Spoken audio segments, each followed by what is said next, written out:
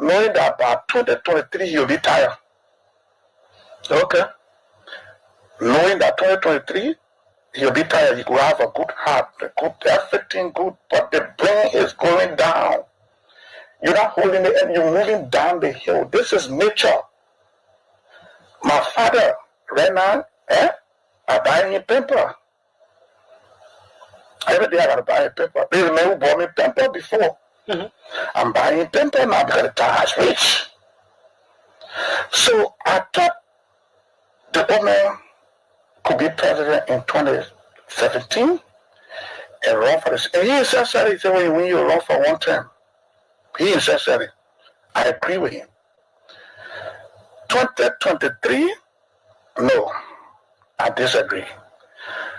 In my mind, he should rest, find somebody else. I'm filled with a profound sense of gratitude and humility. It has been an honor and a privilege to serve as your president and commander-in-chief for the past 6 years. Together, in 2018, we embarked on a journey to build a united, peaceful, and prosperous Liberia. And I am deeply thankful for the trust and support you have bestowed upon me and my administration during my tenure. As we navigate the complexity of governance, your partnership was instrumental in the development and implementation of policies and programs that aim to bring progress and development to our great nation. Reflecting on the accomplishment of these 6 years, let me tell you that I am proud of what we have achieved together. We have built roads, supported free wires and free tuition at high schools and public universities, stabilized the macroeconomic challenges we face in 2018, built hundreds of pro-poor housing units, and achieved on so many fronts that we are able to list here today. However, I acknowledge that there is always room for improvement, and perhaps more could have been done under different circumstances. Regrettably,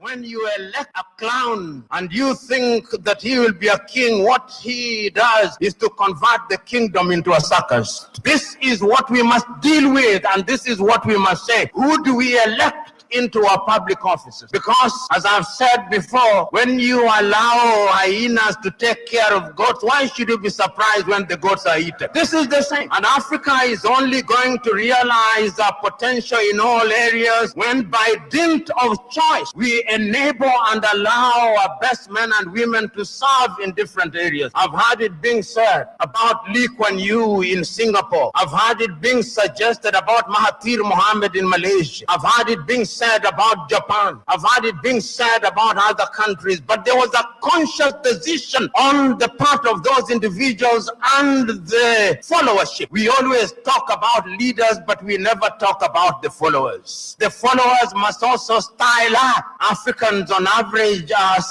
for some reason attracted to thieves. Africans are for some reason attracted to men and women who cannot serve her. And when they are not served, then they complain. When Africans are told, choose you now whom we shall release, Jesus of Nazareth or Barabbas, they say, release Barabbas. And when Barabbas behaves like Barabbas, they say, why are you not behaving like Christ? It cannot be done. In May of 2001, signed a second of two executive orders, number 13213, Defense Exhibit D310, in which it was stated, and I quote, the government of Liberia's complicity in the RUF's illicit trade in diamonds and its other forms of support for the RUF are direct challenges to the United States foreign policy objectives in the region, as well as the rule-based this international order that is critical to the peace and prosperity of the United States. Therefore, I find these actions by the government of Liberia contribute to the unusual and extraordinary threat to the foreign policy of the United States described in Executive Order 13194, with respect to which the President declared a national emergency. This executive order did not say the alleged complicity, it concluded the complicity. The conspiracy was born, all systems put into motion, and here I stand today. I never stood a chance. This is the broader contextual matrix that regrettably did not and still has not seen the light of day in these proceedings, despite the gallant efforts by the defense to unearth and reveal the contextual framework behind the charges against me. Now, with the two executive orders, the dogs were let out, so to speak. What followed was a dispatch of the attack pack led by Lieutenant Colonel David Crane, Defense Intelligence, 30 years, prosecutor. He, Crane, unlawfully unsealed the court's sealed indictment to his handlers, senior U.S. government officials at the U.S. Embassy in Freetown, and was never held to account. The rest of the operational team are Colonel Brenda Hollis, Defense Intelligence, CIA, U.S. Air Force, Senior Trial Counsel, and now prosecutor. James C. Johnson, U.S. Army expert, 20 years on conventional and special operations, Chief of Prosecutions for the SCSL. Alan White, 30 years, Defense Intelligence, recalled from retirement to head up investigations at the Special Court of Sierra Leone. Stephen J. Rapp came on board as chief prosecutor for a short time of experience on Capitol Hill, where he served with the U.S. Senate Judiciary Committee sometime before. It came as no surprise to me that as a reward of sorts for Stephen Rapp's diligence in the execution of U.S. foreign policy objectives through these ad hoc tribunals, he was appointed U.S. Ambassador at large for war crimes issues. In support of the contextual framework of politics, on February 8, 2006,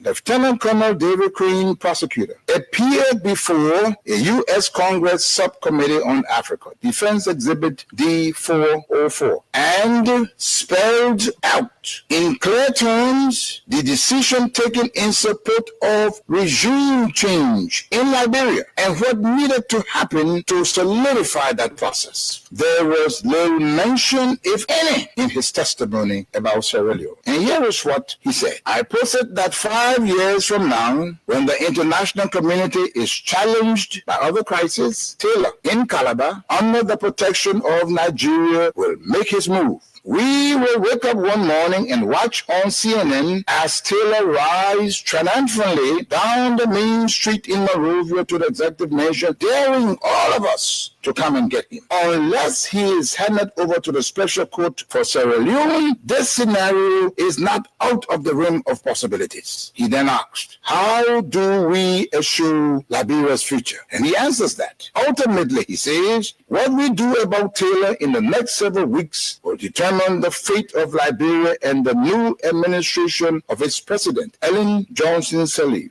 Crane then sets out several plans, two of which I'll state here. He said, first, hand Charles Taylor over to the Special Court for Sierra Leone for a fair trial, his kind of trial. This takes him out of the local and regional dynamics that is West Africa. Second, tie any financial and political support to good governance in Liberia. Time does not permit, but the exhibits are present. Not even the Nigerian nation was spared from threats and intimidation as explained by Femi Kayode, press secretary to President Obasanjo, the Nigerian head of state, who was with him in Washington when President George W. Bush promised, and I quote, to bring Nigeria to its knees if Taylor was not turned over to the Special Court. And what happened? Obasanjo buckled and capitulated. Now, this demonstrates the significant pressure that was brought to bear on President Obasanjo, irrespective of his personal and leadership obligations to the West African sub-region. And therein lies the dilemma for current African heads of state and government, but how to enter into binding commitments and obligations with the African pairs and remain steadfast, resolute, and unwilling in their fidelity to those agreements in the face of such unrelenting and punishing pressure from powerful Western leaders. Where you at? Where you at? Where can you stop us? Stop slipping. your hands with you. Come on, come on, come on. I know y'all sleeping. I gotta wake up some, yeah? Okay, let's go.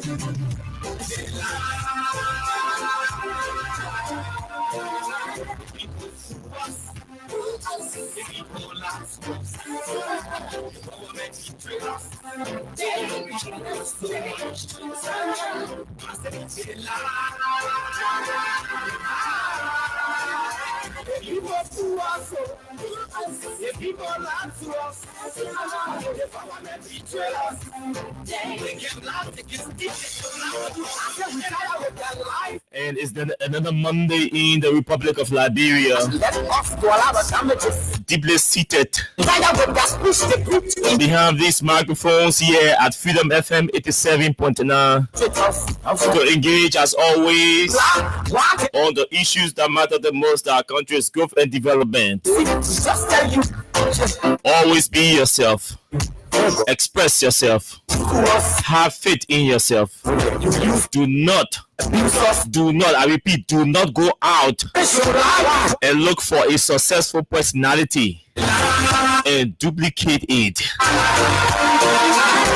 Always be yourself. Express yourself. Have faith in yourself. Do not go out. Do not go out. Do not go out and look for a successful personality and duplicate it.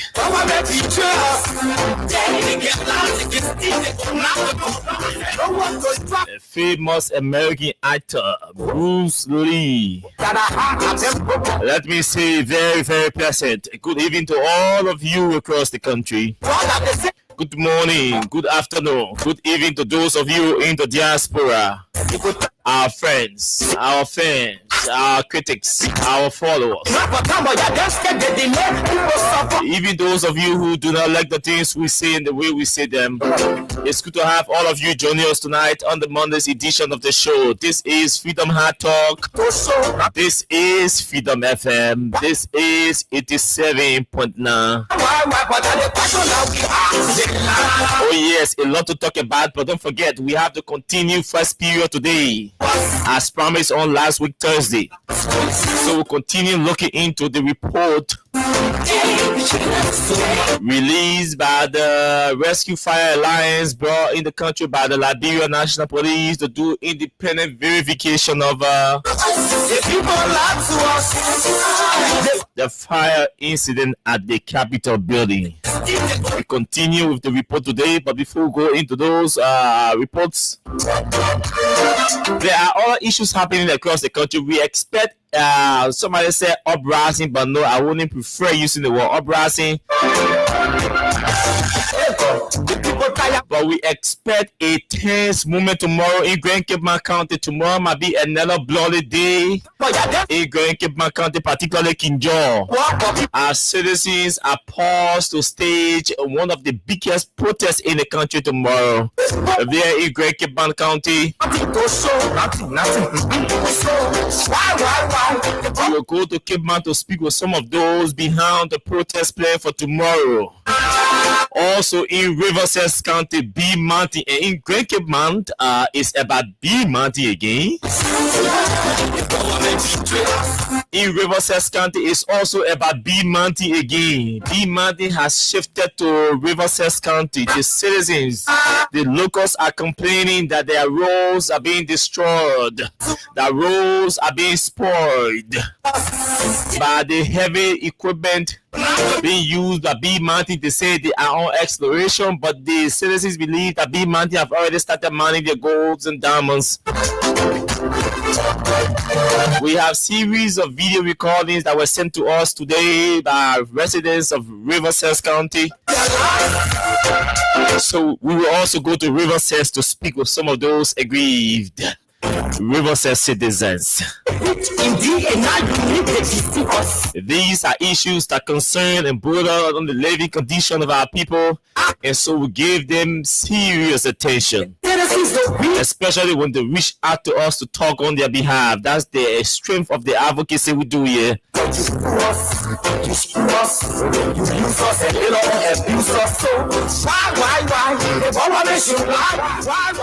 We have a special message from for Joseph Beeman Boaka, the President of the Republic of Liberia, for one of his former supporters.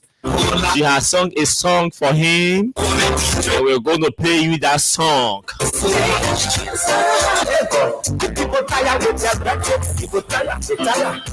Mama Marie has sung a song for Joe Barker. Yes, obviously we are going to play that song.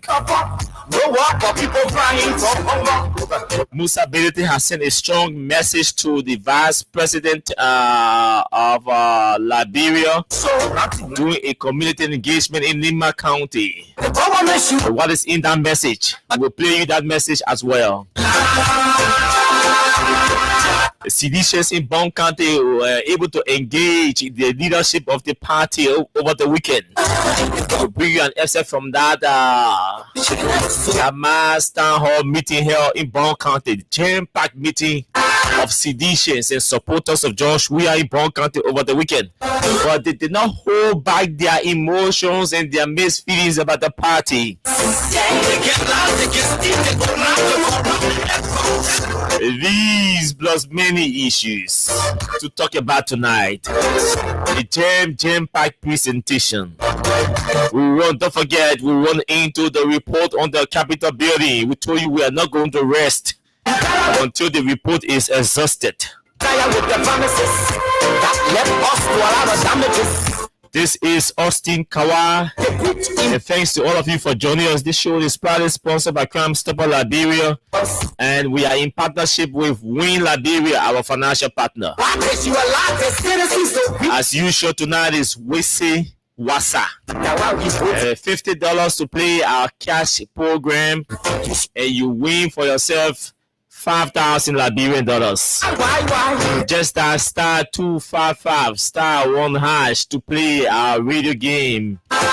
Star 255 star 1 hash. We're paying $5,000 each to all of you who will play and win tonight on the show. Very shortly, we'll take a word from our sponsor and our partner. After that, we go to our Facebook live feed to welcome all of you who are joining us tonight on the show. Let's go for this break.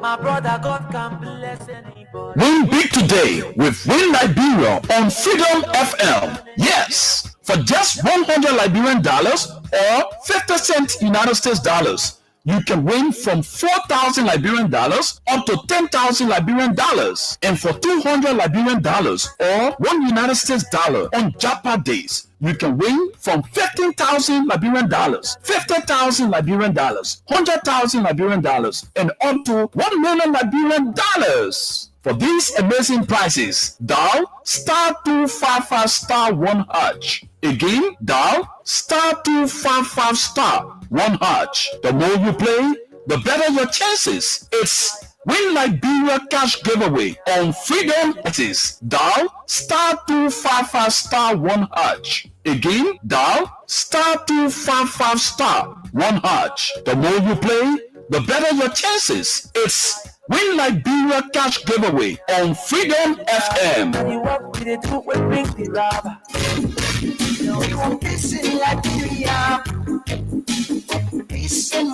Yo, hello.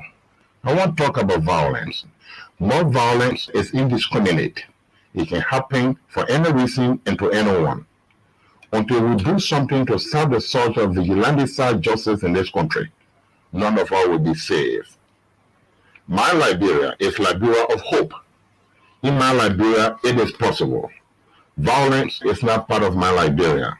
Violence leads to poverty, damage, injury, or even death, as we are seeing recent months in several parts of Liberia, including Monrovia.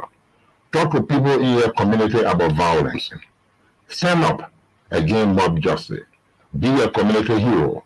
Liberia is all that we have. We must all unite to uphold the rule of law. This is Old Man Sam Sion, your community crime fighting partner. Thanks for listening. This is Old Man Sam Simon. We want peace in Liberia, peace in Monrovia. We want peace in Liberia. Thank you, oh man, Sam Sion. Thank you. Let's go to welcome all of you who are joining us tonight via Facebook, beginning with James Lamy, Manwata Belity, Hilton Jedu from Greenville, Sano. Nathan Page is joining us tonight from Atari. Nathan Jebadia is also following the show tonight from Greenville City in Sano. Agatha Glasgow from Tinkers Village. All of you, welcome to the show. Mohammed Barrow from Broadville. It's good to have you all, Johnny. Clary Addison, welcome to the show. My weekend was okay. It was tiring because I had to play soccer and all of that back to back, but it was okay. At least it was stress relieving. Mohammed Mariama Sharif has joined us tonight from Clary Allison, right? Clary Allison is joining from Delaware.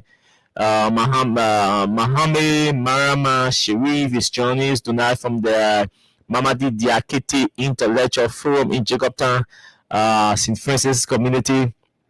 Mohammed, I still owe you, I'm forgetting. Candy has joined us tonight. Vinicius Junior Bar is also following, and Sue Famule is following. The both of you from the borough of Nukuta and Broadville, respectively. Juje Wonwe from Johnsonville, welcome to the show. Siliki Chuari has joined us tonight. Dubon Hill is joining the show as well. William Wudu is joining the show tonight from Cardwell. Miles Diaz is joining the show tonight from West Point. Sweet Middle is also joining the show from Grand Bassa. Okay, Samuel Lad Cooper, welcome to the show from from Cardwell. Burgess Lamandi is also following tonight from Pinzio. Honorable J.D. Williams, welcome to the show. How was your weekend? Bakiu Sony from Grand Cape County. Bakiu, we're having conversation tonight about King George. So it's good to have all of you joining us tonight. Kubo Sumo is also following from Caldwell. Bakari Sharif from Nukuta. Alaska P from India. Trawari Khan is also following from Rehab City. Stephen Yagadi from District 2 in Lower Magibi. Abu Bakar Sharif from Vata. It's good to have all of you joining us on the show tonight. Like we said to you, trust me, it's going to be good tonight. So let's get prepared. Let's get ready. Let's prepare ourselves to fire. From all angles. So, to you morning people or cash people, let's spend some time with you all, and then we'll move into our discussion. Okay.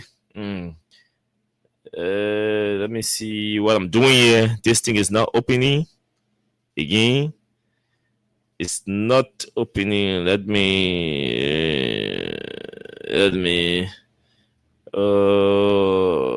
baby ball is the problem.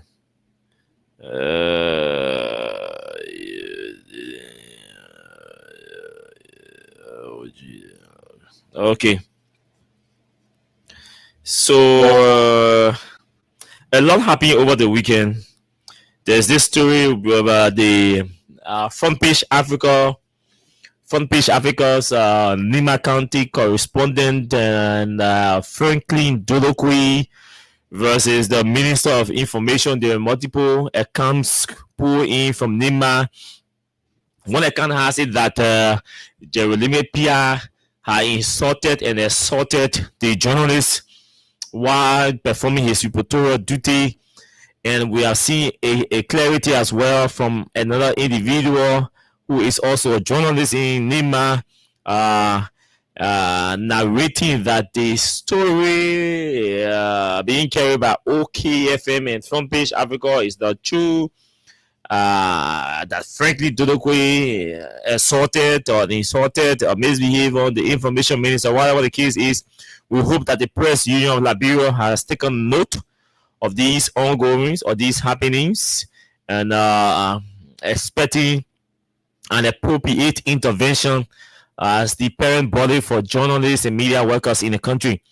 We can have the Minister of Information is like is a friend to the media, or is supposed to be a friend to the media. We shouldn't be having these kinds of rivalries, where it will, to the extent that it becomes physical, where one account is saying the information minister assaulted Dodokwe, and another account is saying Dodokwe threw his phone at the Minister of Information. This sounds rowdy, and I don't think we should be going that route as civilized people from a civilized profession. We should always learn to desist from going physical in our disagreements, in our exchanges, in our interaction. We should always keep it non-physical, non-violent. But so whatever the case is, I know that this has claimed the attention of the leadership of the PUL. I'm trying to get the president of the PUL, JU. Let's see whether we can talk to him. But this, we take our matters seriously. Matters concerning journalists, we take them seriously. When these accounts come to us, it's important that we contact the right authorities to make some inquiries. Mr. President, good evening to you.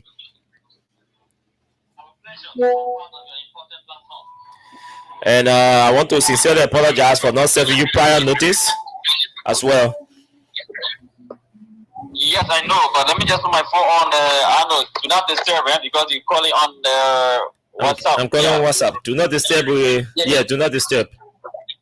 Yeah, do not disturb, because I know many people are calling me at about this hour. But let's go ahead, sir. Now, Mr. President, it's good having you tonight on the show.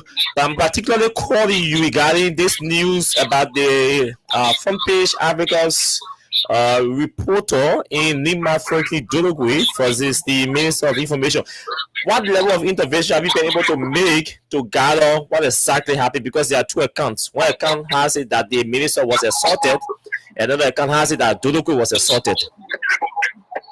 Yes, you are 100% correct. And we just issued a statement in the last few minutes. I hope to share the statements with you. In fact, two different press releases. Okay. One is about the situation involving the Minister of Information, Cultural Affairs and Tourism, Jeremy Pia, and journalist Franklin Dodokwe, and that report in Nimba County. So in the wake of what exactly you described as conflicting accounts, because there are many different accounts. Sure. I know you said two, but we have many different accounts. Okay. The press union has decided to establish a specialized committee of inquiry to investigate this particular incident involving journalist Dodokwe, Franklin Dodokwe, and the Minister of Information, Jeremy Pia. And that committee is chaired by veteran journalists and media development specialists, Tawan Slaughter Brown. The committee also includes Antonia Law, Bruce Boy, and a civil society member, Mr. Adama Kiatama Dempster. Kiatama Dempster is the National Secretary General of the Civil Society Human Rights Platform of Liberia. We believe that the three individuals, the three experts, can be able to conduct a comprehensive investigation between now and Friday, and they have a mandate to submit their findings and recommendations to the PUL leadership by Friday, September 19th. So that committee has been activated in the midst of this particular situation, because, we received reports that on Saturday, September the 13th, in Sanikore, Nimba County, Minister Pia allegedly seized journalist Dodokwe's mobile phone during an interview. He deleted, we are told, photos and video recordings, and the phone is yet to be returned to the journalist. In fact, Austin, journalist Franklin Dolokwi got to us this afternoon to lodge a formal complaint. So this committee has been activated, and while this investigation is ongoing, the president would like to urge all sides to exercise professionalism and restraint. We stress that the integrity of journalism and public information must always be respected. Now, So Mr. that is our President, position at this stage. Mr. President, since a committee has already been constituted, like you said, the best thing we can do is to wait and see and allow the committee to work. But just a few concerns. Have all committee members accepted the appointment to the committee? 100% is a valid question that you asked. Before we appoint anyone to a committee, we must get your consent. So the entire day today, part of it was dedicated to getting the consent of the membership. We have had one or two individuals, but because their telephone rang endlessly, it seems to be they were severely or extremely engaged. They have not returned the call. So we had to get to other potential people on the committee. Prior to the naming of the committee, were you able to have spoken with the Minister of Information or and the alleged victim, Franklin Dolokwi? To be honest, at this stage, we thought that it would be important to first constitute the committee. But yes, Franklin got in touch with the PUL through our leadership. We spoke with him. He submitted some pieces of evidence because he lodged a formal complaint to the union. We have planned to meet Minister Pierre this week on Wednesday. So we called his office today. He was at the executive mansion. So up to now, we've not been able to meet him. This incident occurred, unfortunately, when we had already planned to meet Minister Pierre in relation to the President anniversary that is coming up and our desire to construct a national headquarters. So because of our quest first to have met him on that particular issue, and this thing happened, we thought to give an impartial committee the responsibility to investigate and submit an independent report to our leadership. Because I must admit that prior to this incident, we had already discussed planning a meeting with him. So not to prejudice the investigation, this particular thing that arose, we thought that it was important to have independent people to do the job for the union. And their reports will be published as it comes, and the union will take a position on the basis of their report. Any position that we take will be a reflection of the report, which will be published verbatim, and will authorize the committee to release the report also of our own statements. It seems these for the last 72 to maybe 100 hours, you've been over the busy with different statements. Councillor Gonglo have made a statement. Mr. President, can you lead the noise a bit? Okay. Yeah, just go ahead. Somebody was calling me. Okay, much. So, Councillor Gonglo had made a statement last week as well, bringing some media workers or journalists as mercenary journalists, or that they are engaging in the mercenary journalism. How did the PER receive this branding of some media people?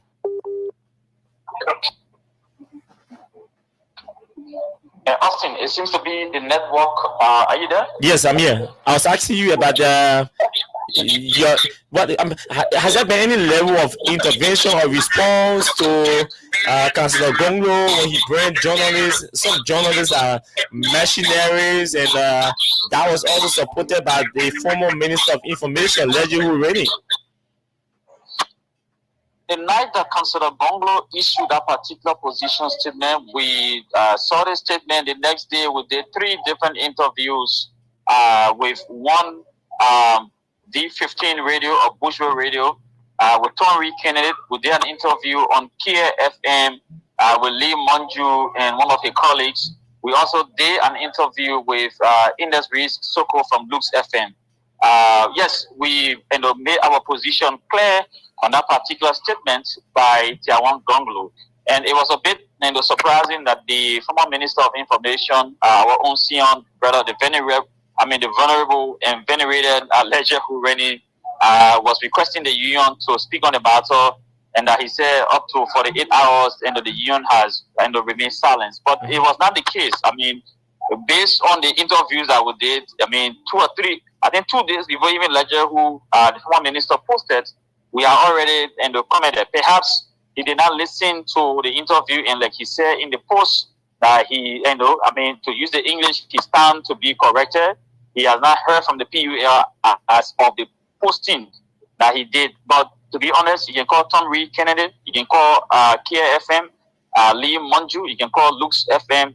We did respond to Councillor Gonglo, and our response is that the statement by Councillor Gonglo did not come as a surprise.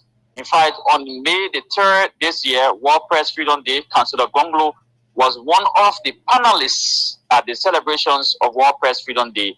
He also made the exact statement about the practice of what he calls mercenary journalism in Liberia. And this is something the union has been working on to work, especially to address some of the concerns raised by Councillor Gonglo with respect to the enforcement of ethics, with respect to Mr. President, have you been able to establish that yes, we have journalists in Liberia who are practicing what he called mercenary journalism? Don't you think, firstly, that the adjective is harsh and does not represent unethical behavior in the media? I said, reach to that level. My own understanding about some of the foundations that Councillor Gonglo provided, and this is not strange because the crux of the matter, your whole argument is that we need to follow ethical journalism, which is fair enough. Journalism is a form of professional journalism. So it's another way to determine it. But yes, you are 100% right. Ourselves, like I did in previous interviews with people, I said Councillor Gonglo was more general rather than being specific, because when you say some Liberian journalists or media practitioners are practicing mercenary journalism without providing one single evidence, maybe it could be Austin Kawa or Julius Canova or Julius J or Abraham William or Bruce or anyone in the media, right? But yes, it's some. So it was too general, and we thought that he could have been more specific. But again, when some of us are speaking, we do the same thing. We speak in generality rather than specificity, because we're trying to avoid this sort of chaotic or tension relationship with the media or with journalists. But is the point valid? Well, yes, it's something that all of us have noticed. Some publications, some broadcasts, and we should not be afraid to say this, that the media in Liberia has got strong political ownership, especially within the broadcast industry. Even some of the different newspapers, yes, there are some reporting that are very concerning to the union. We are working to, for instance, establish and reconstitute what we call the National Media Council to make the union more proactive. We intend to establish the Office of National Media Monitoring, Analysis, and Reporting to ensure that, yes, Austin, for example, your show, I don't follow it repeatedly, but we want to dedicate that responsibility to a group of people that will be able to record your show, see whether ethically you are transgressing or professionally you are continuing on the path of professionalism. And that is a hectic job that the union will have to take to make journalism more stronger, resilient, and credible within the country. But there are concerns. We should not shy away from that particular fact. But again, there are some people who are using media platforms. They are not like you, who have gone through professional journalism training. And people think that some of them are journalists. So perhaps be the case that Tiawan was referring to, the lawyer. But again, I should say Tiawan and Councillor Gonglo has been a champion, a hero of press freedom, journalist rights in Liberia, freedom of speech and expression. So like he said, we agree that he has the credibility to speak on such a matter. So, and interestingly, he represented some of the very people in court. That's it. So, whether you are a journalist or not, whenever you fall in trouble in Liberia, because I think somebody mentioned to me the case of Henry Costa, for example, he has been able to use the media platform to sell his own, personality, to sell his political view. But Gonglo, Tiawan Gonglo Councillor Tiawan Gonglo has represented almost all of us. So yes, he comes to some level of authority. The only thing is that when he made a statement, because this is not the first time, we did contact some media experts to see, and the former leaders of the PUL, how we can be able to form some sort of a collective, mechanism, to respond to some of the things that he said. But also some were very blunt, that the councillor was very general. It was not specific. And when you speak in generality, sometimes it can be difficult. Because it's Tiawan, Gonglo, telling us that, for example, the Daily Observer has got mercenary journalists, from Fish Africa, mercenary journalists, ELBC, mercenary journalists, OKFM, mercenary journalists, and the Verity newspaper, mercenary journalists, Freedom FM, mercenary journalists, Kings FM, mercenary. You could go on and on to the different community radio stations across the country that he might not even be listening to. He might say they have mercenary journalists. So that's one of the problems. And this was where we thought that our own C umbrella Leji, who could have been more specific in general. Yes, who has got access to every one of us who offer some pieces of advice. Because the press union, we are not there to just react to the issue of criticisms against the media, but we are looking for solutions at this particular stage. Because if we don't find the solutions, all of us will go and start to battle each other publicly. Like, the press union suffered from 2 years of battle. All of us were involved, fighting for the right thing to be done. So yes, we will work to ensure that the standards of journalism in Liberia are improved, so that people can have trust in journalism. Because without trust, democracy fails. And like Councillor Gonglo said, if the media is failing Liberia, it means that there will be a threat to journalism within the country, and to more specifically democracy. So we take it that is a criticism in the right direction, in good faith. We hope that we will invite Councillor Gonglo at the union. We'll invite C Umbrella veteran Ledger Hureni at the union. We invite other media and the experts and young minds to see how we can be able to have some dialogue and put into place the necessary policy mechanisms to ensure that journalism is respected. And Austin, we should not shy away from the fact that the media itself can be criticized. Sure. Yes. We are criticizing people every day, every night. In fact, if I take time to listen to your show, I'm about to criticize people also. You see, that's the problem. So when people criticize us, we have to, take the criticism in good faith. Obviously. If they are hosts in the criticism, we can also criticize the criticism. That is the criticism about the criticism. Which is good for our, democracy. I remember way back. I think way back. I used to run a show called Washington Watchdogs. Yes. So and that is important. Yeah, and that is important for all of us. So, like I said, we respect the position of Councillor Gonglo. In fact, when Councillor Gonglo made a statement, guess what? The next day, he and I, we met at the Cape Hotel, where we are attending this African peer review mechanism technical working group session on, conducting a survey on Liberia about good governance. So we discussed it, and Gonglo, the next day again, I saw him there. He said, but Julius, John Colley took exception to my statement about mercenary journalism. He said that, Gonglo have been appearing, for example, on Spoon FM, where I think Staton and Witherspoon is one of the persons who are hosting the show. So John was questioning the integrity of Councillor Gonglo. Because Staton, is known, was convicted in the United States for certain wrongdoing. So John was saying, but the very Gonglo sits on this main platform during elections. So maybe you are benefiting at that time. He did not know that there are people with integrity in the problem. But again, Gonglo is a liberal, moderate individual. He's very much receptive to criticisms about his criticisms, which of course is good for our democracy. But the union as a whole, we have to take charge of certain performances of journalism, certain evaluation of journalism.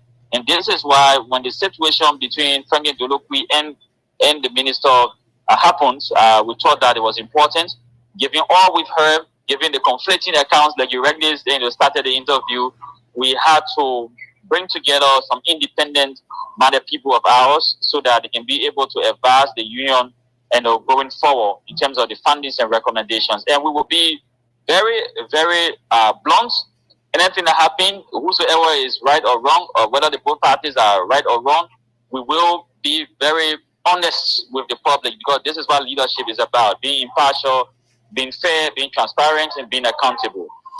Thank you, Mr. President. Our pleasure again, and I wish you the best as you discuss. I know you said you criticize. I hope you criticize professionally. I hope you criticize with fairness, with impartiality, and with responsibility. Thank you, Mr. President. Thank you, Mr. President. Okay, so yes, let's go. Who's next on the list? Let's go to Grand Cape Mount County to speak with those folks who are we clearing house. Tonight we're making some rounds tonight, So let's go to Grand Cape Mount County and speak with speak with the folks there about tomorrow's mass gathering of citizens in Kinjor. So a lot is happening in our country, and folks, Liberians, we're encouraging Liberians to stand up for their rights, and we will be there to support any action that will compel the government to act in their interest. And the first gathering, the first protest was nasty, it was dirty, it was bloody. That led to the shooting of 2-3 citizens losing their lives at the bullets for the Liberian National Police men in arms.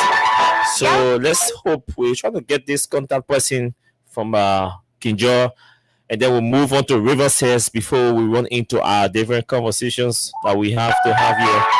Something happened at the ST Nangbe United Methodist Church on Sunday, which was disgraceful and embarrassing.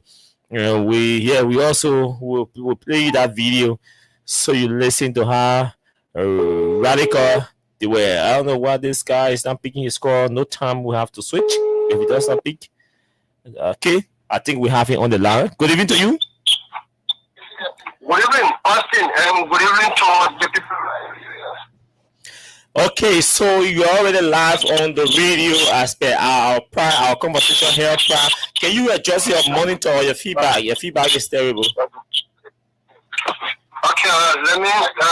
Okay, I think it's better. Okay, Joy, the network is not very too okay here. Am I okay from my end? Sure, you're okay. Yeah, okay. You care to reveal your identity, or you want to speak on anonymity?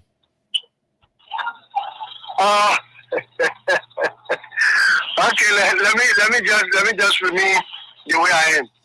Now, the last time there was a protest held in Kinjor, that protest was bloody.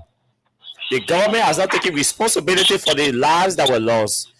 Tonight, I'm sure Kinjor is tense tonight. You guys are out in the different communities, mobilizing people to come out tomorrow for another protest. Why are you guys protesting tomorrow? Who are you guys protesting? Well, the issue is not about a protest against the company Bear Mountain. The issue is with the local leadership representing the local government here in Cape Mount. Okay.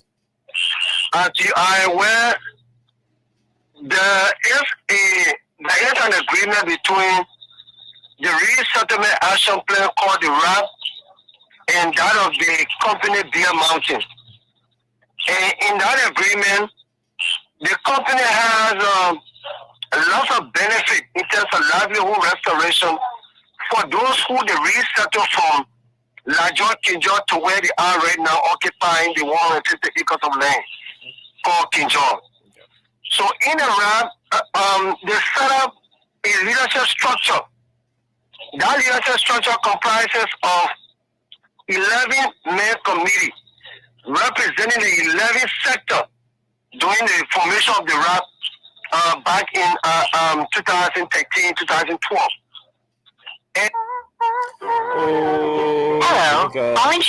Hello. Let me call from this and quickly.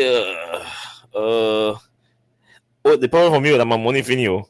That my credit village. Let me see what I can call on the other number. Let me see whether I can call back. This Kinja thing is so important. Let me see. Okay. Hope this goes through from here.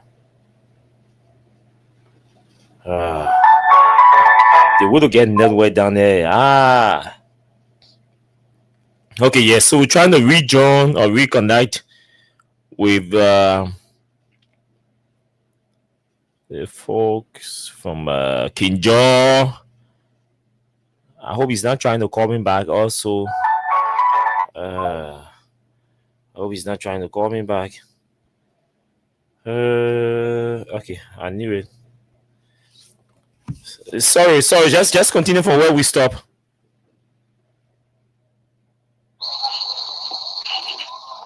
Hello. Yeah. Sure. You can continue. So the 11 men representing the 11 sectors at the time are those individuals that go to elect amongst them their leader to become the RAP chairman, go on the co-chair and the secretary of the Reaction Settlement Plan. Those individuals elected now are the middlemen between the resettlers in Kinjoya and the company. So as it stands, because we don't have the luxury of time, I wish we had. But as it stands, what exactly are you displeased about, or are you aggrieved about that you want to protest tomorrow?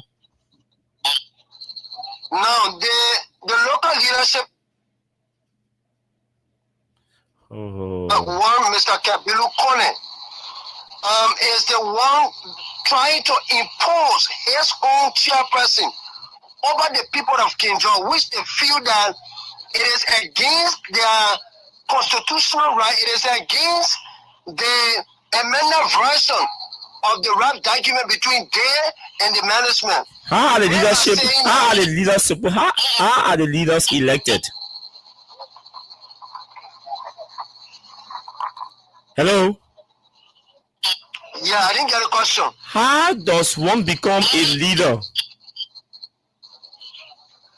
It is the 11-man committee that form themselves, go into an election process, and then elect the chairperson amongst them. Okay, but at this time, 322 is just the 11-man committee that set up that are responsible with the responsibility to elect their own leader from amongst them, not somebody to impose a leader on them.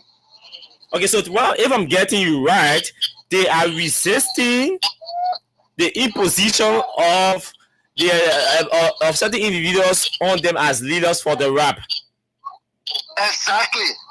So they are saying that the local leadership, they already have an issue, they already have some hardship. So they don't want government imposing through the local leadership, imposing people on them. Like you remember, all of the advocacy, the resettlers here have their own third chief. It had never happened before. When you see peace here, it's because they have one of them. It's IT as a third chief.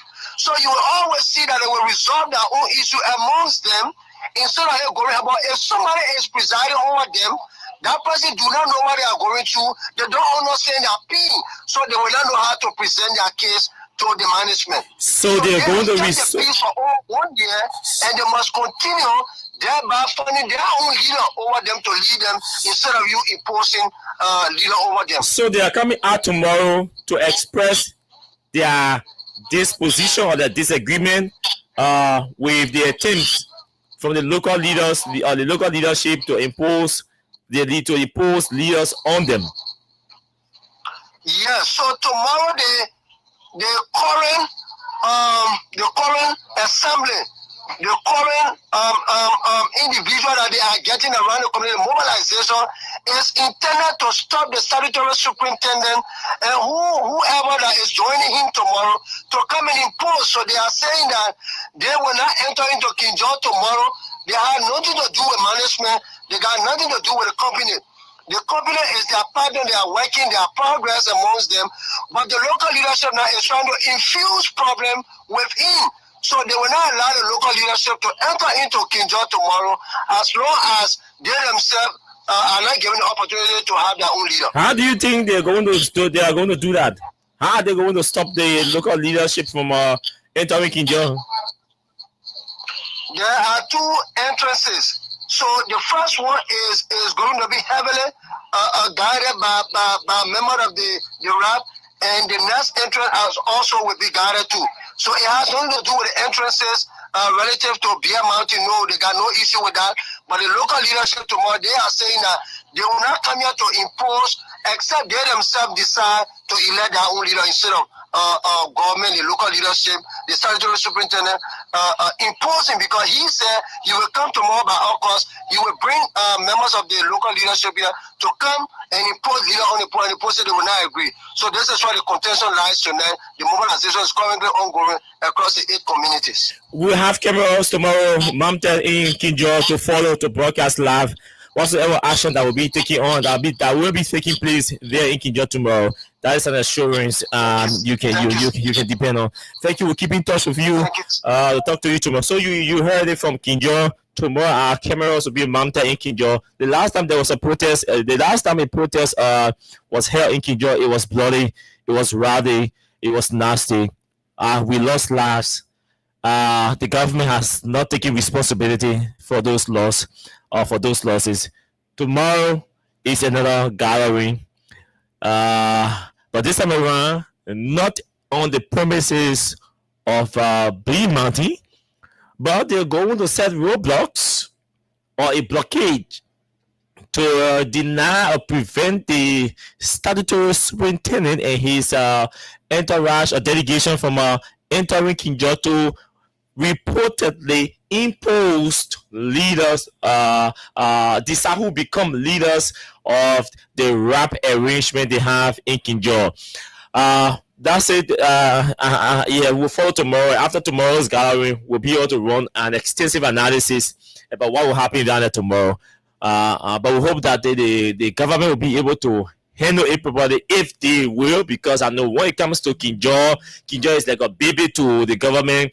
That's what all the golds and diamonds are taken from there, from B Mountain, ship all of this country and monies, and the remnants and the crumbs are stuff or deposited in the pockets of our corrupt government officials. So yes, they always protect anybody who will play or wear alliance to them in the interest of protecting their envelopes. But we'll see how it plays tomorrow. We hope the citizens will remain steadfast and focused and determined and brave enough to face their oppressors. Let's move on. I hope we have time to go to River Cess, because we have to run into River Cess.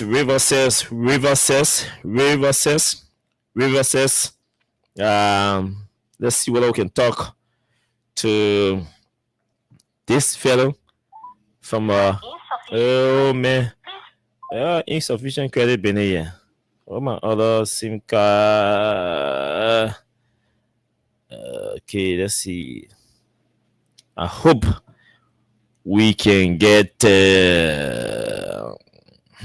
doubt we will be able to have connection with this contact person from River Cess because of the network.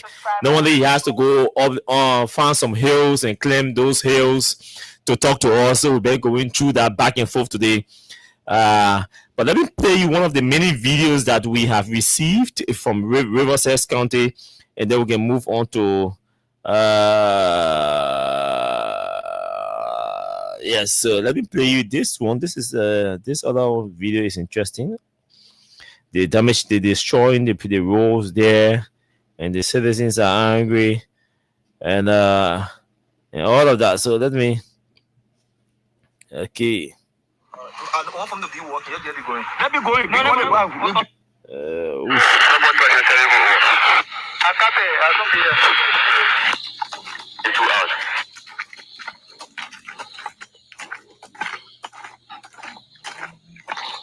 So these look at the position. Look at them. These are they only care for themselves. They don't care for the right of the country. So I want to know if this can be a company or missionary or people. Just to come, or these are people that are working together to destroy the country and go. Because we are not happy with them at all. We're tired with them. We are totally tired with them. So I would like Voice of Liberia, Spoon Ephraim, King Ephraim, Anna Ephraim, and other media also to join us and help us in the fact. So they are asking us to reach out to other media institutions to join them in the fight. You see the roads. This is a video. The road is terrible. It's terribly bad. There is another one down. This is our town. This is Solo Village. So those of you who come from Riverside County, I'm sure when you hear Solo Village, you will know exactly which part of Riverside they are talking about. So listen to this interesting video. I can see this road in the middle of the town. They have already set a roadblock. That's how grave it is already in Riverside. Before coming on radio, a roadblock had been set. The block, I think 1 or 2 vehicles I'm seeing here in the video, preventing those vehicles belong to B Mountain. So they are set roadblock because the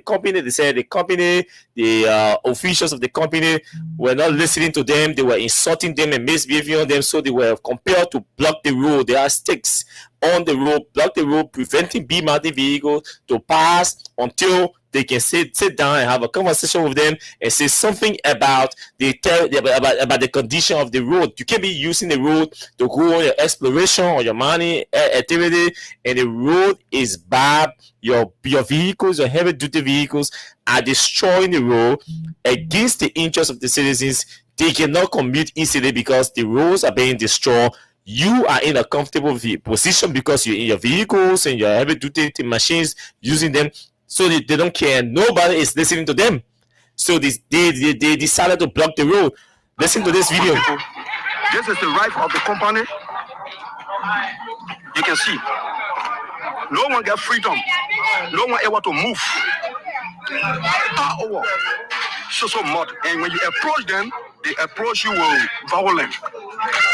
Okay?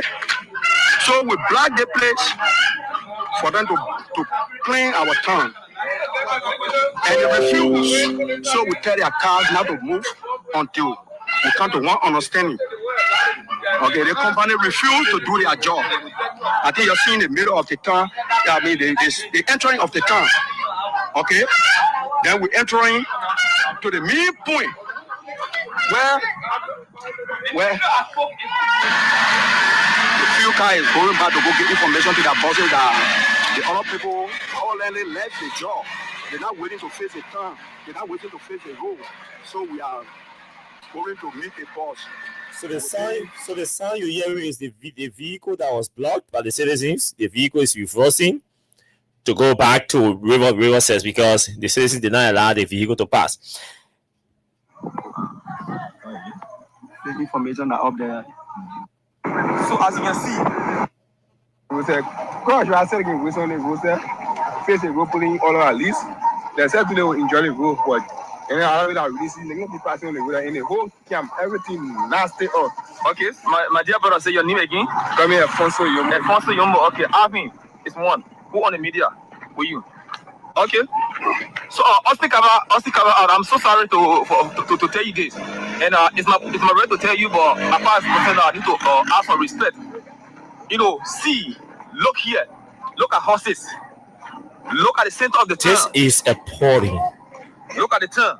See the you don't houses. Wear rain boot or other thing. See the road. Walk in the town. How do you walk on this kind of road? This is very serious. It's not joke. It's very serious. See. How do you walk on this kind of road? See, this young man is walking in the road. Look at the citizen. Look at the citizen. This should not be something they say maybe you want to do so. The mob is already reaching the man around his knee. The citizens are not happy. See the road. The citizens are not happy. See the road, my people. But tomorrow I will be online with you bike to relay when you move. Look. See. This is disgraceful. See, so we decide to stand together. Because me, I know most of the time when these things begin to happen, they can call in or PSU and other things. You see? So before they call any government info, so we also be, I want the media to be aware. So as you can see, it's somewhat sharp here. It's where the woman do a business to find no way. But see, The road is really, really bad. It's spoiled. Look at the place. It's him be living. It's like him be living. They are finding their own way. Okay. See. Okay. You see. So let me interview some citizens that we can get back to them. So as media, you guys are on media with you people to give your right. How the company moving? The way in which the company moving with you people is you people are right or you people are happy with it? No. Then what your contribution to us as a speech to the media? Now we depend on looking up to our leadership right now because we ourselves, we the security, and we're working with the company. We don't have regard for us. We can go to the hospital. Did you hear that? A security personnel is complaining that they are working with the company, B Mountain. They are not allowed to go to the hospital, even if they're sick and they want to go to the hospital to treat themselves on their own. They are not allowed to go to a hospital. They don't have, the Turkish do not have respect for those who are working with the Liberians they are working with. The people themselves are complaining. But this is happening in the country that is supposed to be presided over by a responsible leadership.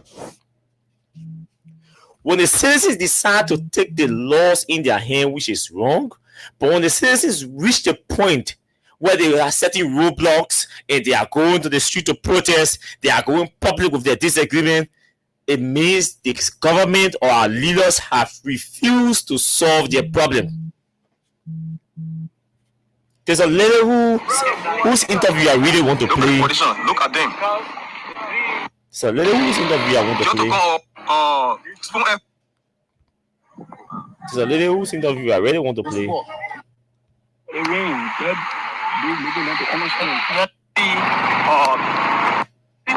him be the Turkish guy. Just imagine if the people see you on the street or you on the road going along with your motorbike, they will just kind of get in dirty water and splash the water. All the people. Okay. That's what they are saying from this is the interview. That's what I'm here for. Okay. What they are doing is not correct because middle part of the time. Okay. Battle. So here you say your name again? Prince David. Prince David. Okay. Prince David is online. We just have an interview that we can make it on a point for the citizen. So as you can see, for the first time, the people enter, they clean over there. They start dropping the water. Every time they say from there, they put there. The water enter my house for my whole market. Okay. Then before yesterday, not even last week, I called the man. It's the one where they put right now. I called the man, I appealed to the man, I said, I'm begging you. Since I enter here, I was run. There was score before. Recently, why you put red deck? In a truck, a car, the whole road sport. You are playing help and post to the effective for the book and lot of equipment. The next will see what best to do. Okay, I came from Morofia. The city again, the whole road sport. So they are saying from me to this one, that tomorrow my own day. Because when they now do something tomorrow, you will be for solo fair. My father will leave them more there. Okay, now I want to ask a question. Yeah, ask me. And what are those developments that they doing for you people that nothing they do here, nothing. They post they come for expiration, but they they carry nothing they do here. The whole road from Solo Valley all the way out here. Became a road, some roads are quarter now for Solo Road, Solo Valley Road, the whole road spot. Okay, I want the condition before company take over. So those are just few of the many recordings that we have. Imagine B Madi had not spent good 1 month. They say they only on exploration, meaning they are only in the place in Riverses to establish whether Riverses got gold in huge quantity, for them to move in to start mining. So they are exploring. And the citizens are already complaining. King John people, they get killed after every protest. So they're transferring now to They are not even transferring, they are expanding into reverses. You don't say, yo. But again, y'all listen to this song. We get one song of Joseph Braga, yeah? Listen, Marie has a message for Joe Braga. Let's take a message from her for Joe Braga. I hope the thing will play from here.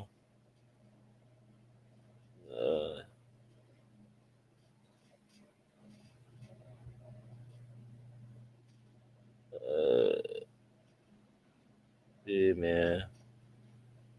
Yeah, hold on. Okay.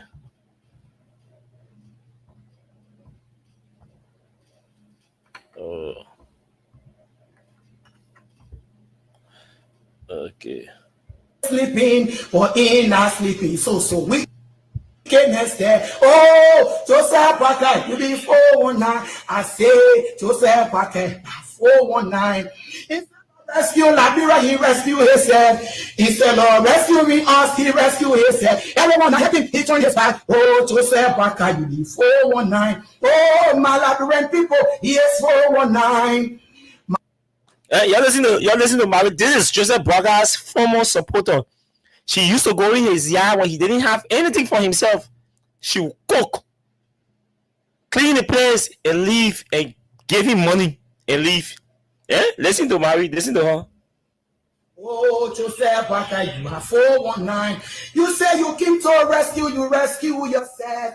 You came to rescue, but you rescue yourself. Hey, Joseph Parker, you be 419. My Liberian people, he is 419.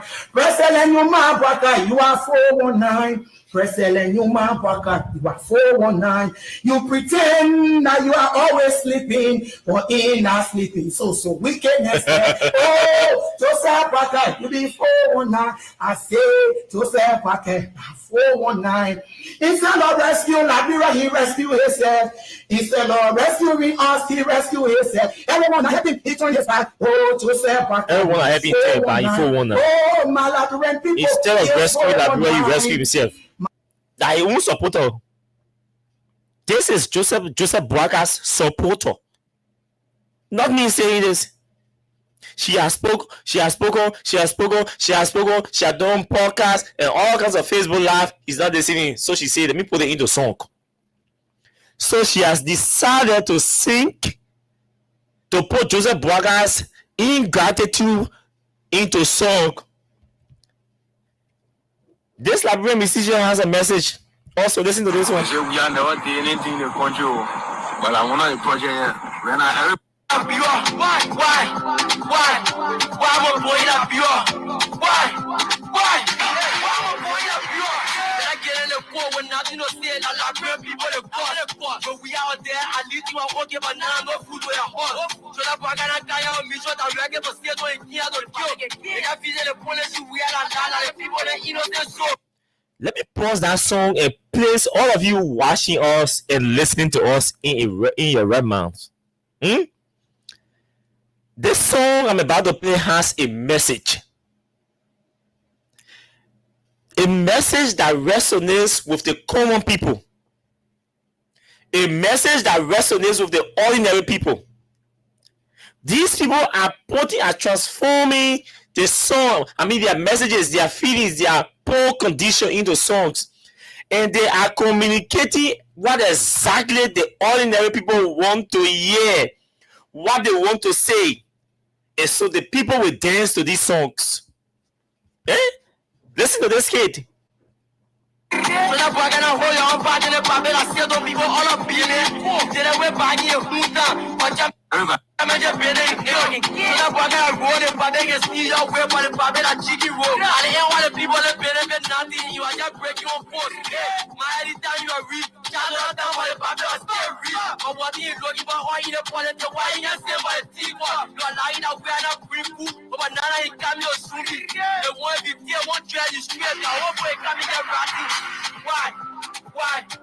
I'm a boy that pure? Why my people in the why I'm a boy that pure?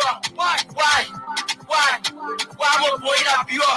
Why I'm a boy that pure? Boy, you can't have me, condition, oh, you can't just stay and give for the people, you have to work, Steve Pamela, you have to get food, you know, they ready to feel the royal, they tell the people don't say, get a leeway one, you also had a photo, tackle generator for it. Before him, just know it, and I read the factory, if I read the factory, I get the airport. And I read the airport in power of freedom of speed, where we're getting a loose story. If you get one, so they got it. When I do, they got the American. I'm a Miru again. I'm a Kanto again. I'm a rap with it. Okay. I'm a rap with it too again.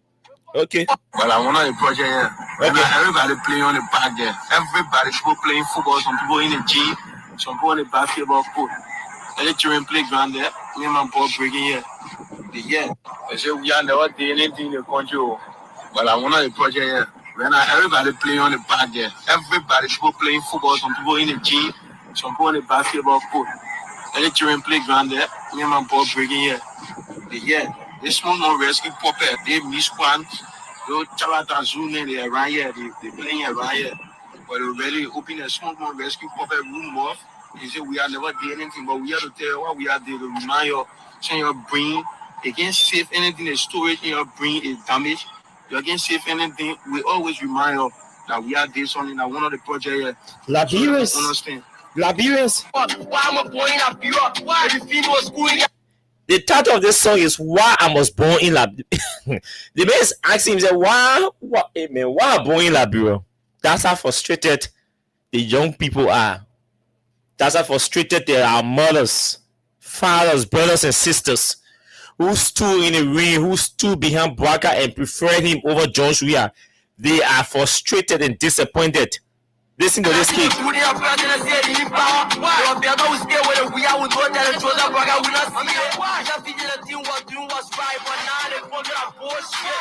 Yeah, man. He said it was better we stay with Weah that we know than if Bouaka we are not seeing. A man who has not been tested for any leadership position in his life. He has always been highly under the guardians, under the authority, under the leadership, under the protection of his peers, his friends. He has never been tested to lead a group of people, to lead a system. With our whole country will give it to him. They say because he was 47-year-old experience, man. Now, these very people who supported him are beginning disappointed by the day, and they are expressing their disappointments. They are not holding back their disappointments.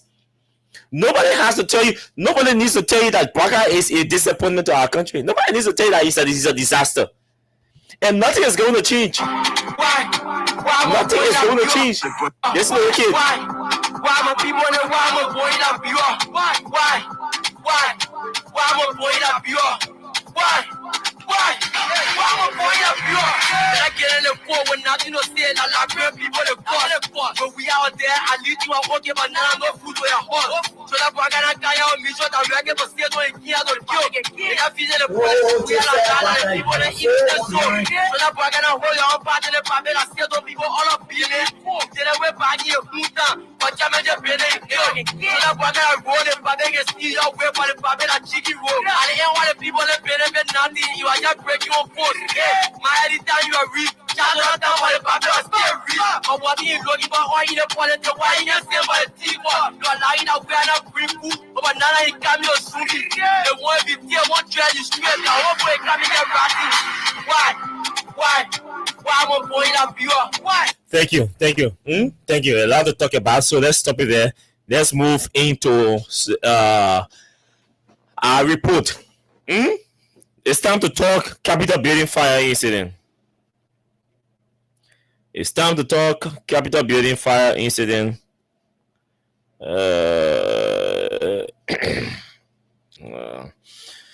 Yes, yeah, and don't worry, man. I took note. We will do the needful. So I'm trying to log in this system while you're playing your catch. Give your way to win money. Then we are going to our report. We'll spend the remaining time to do our report. So the system have problem is open now. Those of you who want to play the cash giveaway, it is active. You just need $50 Liberian on your mobile money account, or its equivalent in US dollars is 25 cents. Just for $50 Liberian, you can win for yourself $5,000 tonight. The short code is *255*1#. *255*1# to play Win Liberia cash giveaway tonight. So again, the short code is *255*1# to play our Win Liberia Wisi Wasa cash campaign tonight on the show. So let's run into the reports. Okay, where we stop? Who can remember where we stop the other day? Who can remember where we stop? Can anybody remember where we stopped on Thursday? We want to begin from where we stopped with the report. I know we're reading the narrative from the background. So that's where we were. We were at the background. Yeah, you want to? I can remember. Okay, on the background, the narrative report on the background. We stop at the initial incident briefing. Yeah, that's where we stop. So, folks. Yeah, sure. Now, let's remind you, in case you are just joining us, that on Thursday last week, we announced that we have received copy of the report from the investigative report that was done by Rescue Fire Alliance. Rescue Fire Alliance is the group that was brought in the country by Police Inspector General Gregory Como to investigate and establish the cause of the fire and how. So basically, they came to establish how the fire started and what caused the fire. What and how. That's what they came to establish. Basically, what and how. What caused the fire and how or where it started. So we were able to inform you last Thursday that the government had gone to the U.S. government, asking the U.S. government through the U.S. embassy to kindly assist them or aid them in coming here to investigate and establish the cause of the fire. But the U.S. government refused. The U.S. government turned them down. Said, no, we are not coming there. Your president has already spoken without any investigation, stating that the building was burned by individuals, meaning the arson. So we cannot go to investigate. You have already prejudiced the investigation. Not just that, this report in my hand that the UP folks themselves hire people from America to come and do. This report confirmed. The investigators came from the states, they confirmed in this report that before they even arrived in Liberia, the government, the state security people already had a well-organized criminal investigation ongoing. This means the Rescue Fire Alliance for the states should have come here, established the cause of the fire, and where the fire or how the fire started. On the basis of that, the government would have begun into an investigation, or the government would have taken action, right? But they're saying they have not even come to the country to establish the cause of the fire and how it started. The government had already arrested people, the government was already beating people, already torturing people, and the government was already investigating people. They had them on a criminal investigation when they had not even come to do the work for which they were hired to do. All those things prejudice the investigation. They also complained that they were not given enough time to do their work. They also complained that they were not given enough space to do their work. There were interferences and there were delays during the start of their work and all of that. So they were not given enough time to do what they were called here to do. So let's move to where we stopped. Initial incident briefing. Okay, let me change. Let me swap this. Let me swap this to get a bigger view or clearer view.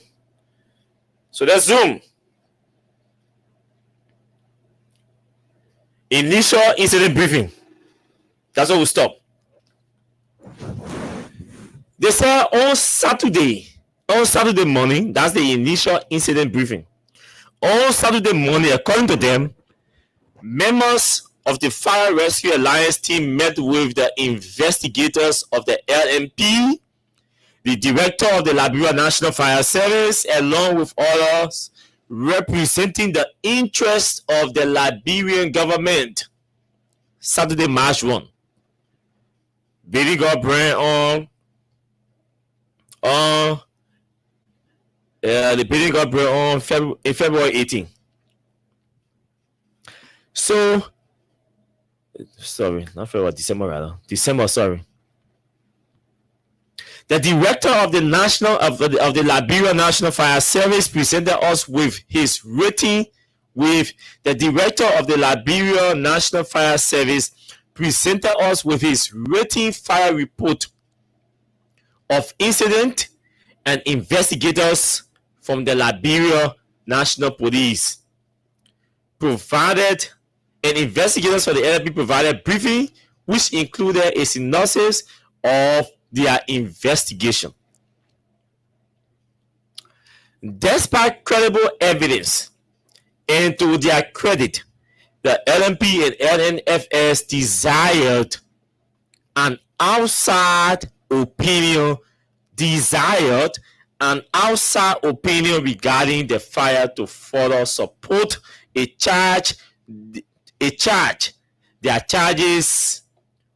or to prevent the Republic from moving forward with prosecution without the benefit of a fire investigation expert opinion. So they say basically that the government, the security people, fire service and the police wanted an independent verification. So they wanted an independent body to verify what fire service and the police are established. Even though they already said that fire service use outdated method to determine arson, but they packaged a report and gave it to them. So they wanted them to confirm or to correlate their report.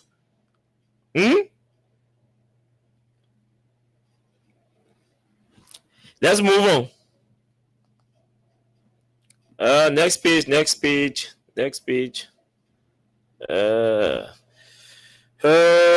Stop calling me. Let's go to the analysis of the fire service investigation. So the rate and analysis. Let's go. Analysis of Liberia National Fire Service investigation report. LNFS, as the country's fire agency, we would have expected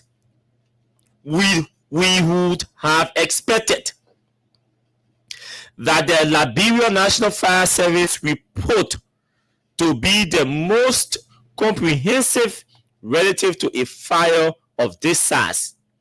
Unfortunately, this is not the case. That the Rescue Fire Alliance that they brought from America talking soon, this is their report, folks. This is the analysis they are doing on the investigation that was done by fire service that the government says she's relying on to investigate or prosecute people. They're saying the Liberia National Fire Service, as the country's fire agency, we would have expected that the LNFS report to be the most comprehensive relative to a fire of this size. Unfortunately, this is not the case. Is a fire service report not comprehensive? It was not comprehensive. They said, 1. The Liberia National Fire Service report contains no specifics. Listen. This is not our report. This is the report from the Liberia National Fire Service. This is the report from the Liberia National Fire Service.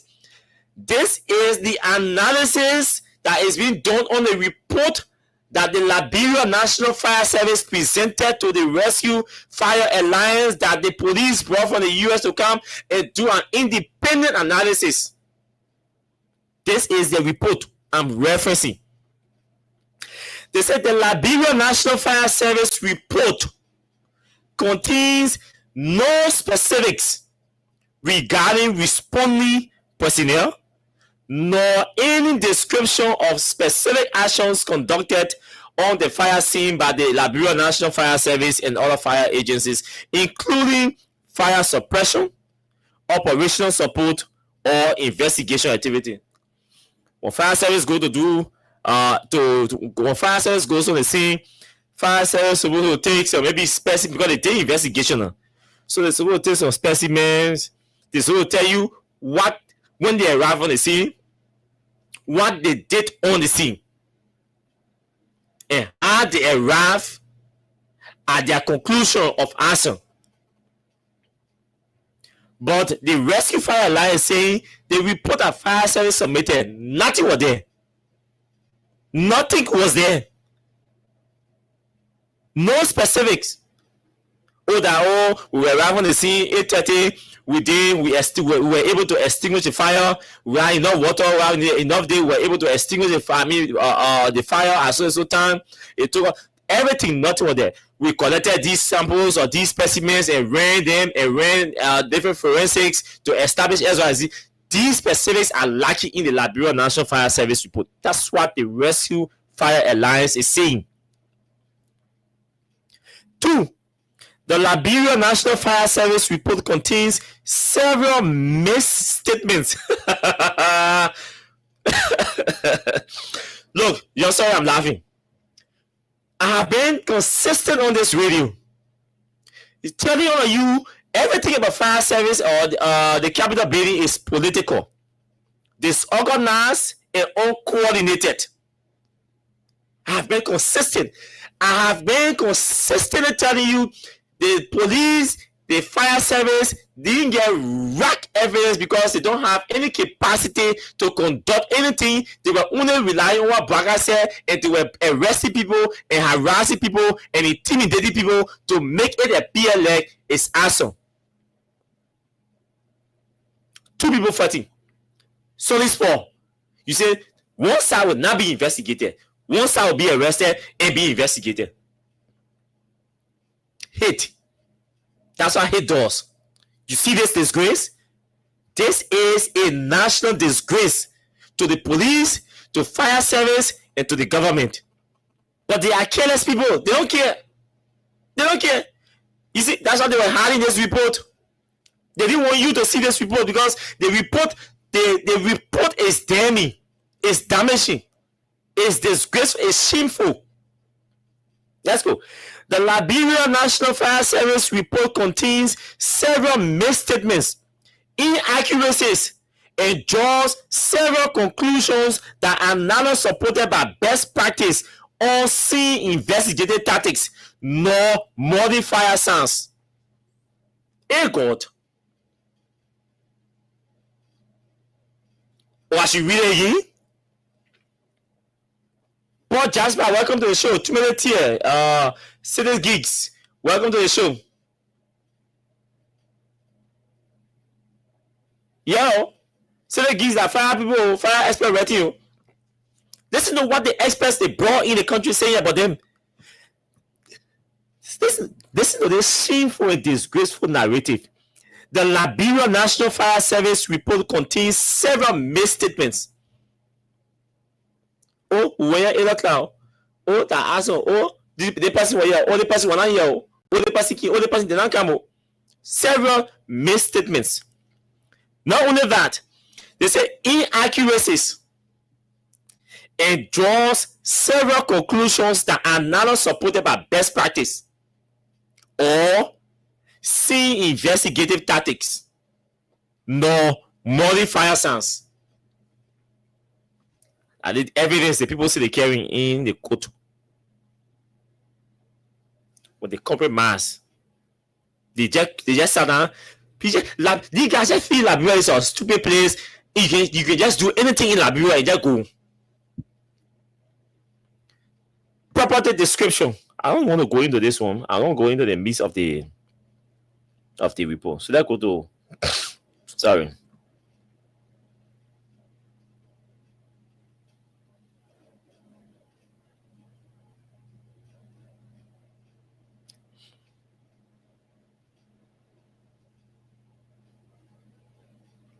Let's go to exterior examination.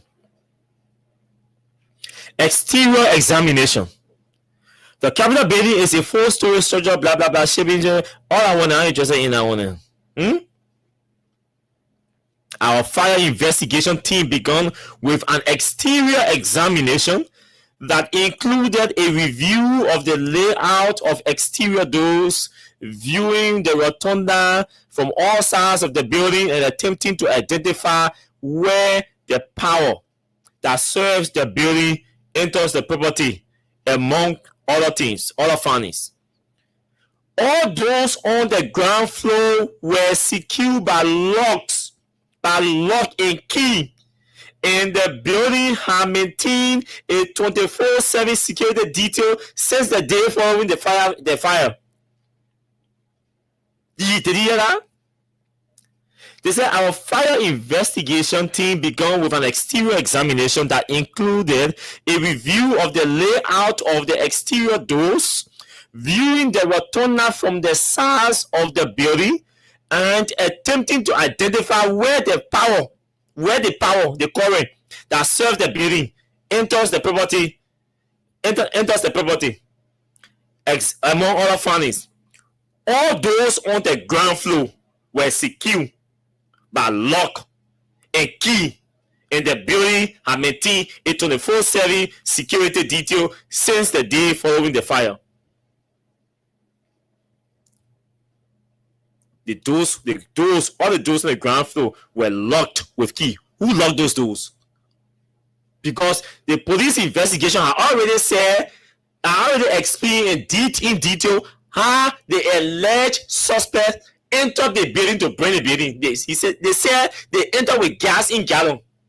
The fire experts are saying all the doors on the ground floor were locked with keys, were secured with lock.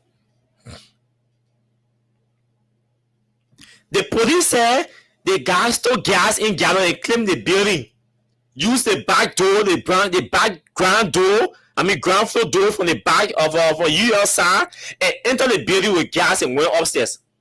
These fire experts are saying all the doors on the ground floor were locked with key, were secured with keys. Meaning the doors were locked. Who locked the doors? If the doors were locked, how come they said people enter the building with gasoline to burn the building? They came out downstairs. Who locked the doors? Who locked the doors? That one for Nanti Kufan and Uno lawyer. That a lawyer will be asked for the lawyers. That's cool. Exterior examination. We finish you. The second one, let's go. Still on exterior examination. Findings. What are the findings? The findings. Plenty. You can read. At the exterior, we're coming to the interior examination. The exterior examination findings. The building Fakat identified from this report as the portion of the building that is between the upper windows and the lower rim of the dome shows significantly more salt deposits above windows 1, 2, and 3 than above windows 4 through 7. All windows facing east and west had lost all glasses. All windows facing east and west had lost all glasses. East and west of the building, in the junction mall, you talk about to your hand, just open your two hands. You answer what east and west is. When you stay straight, open your two hands. When the two hands open, that east and west.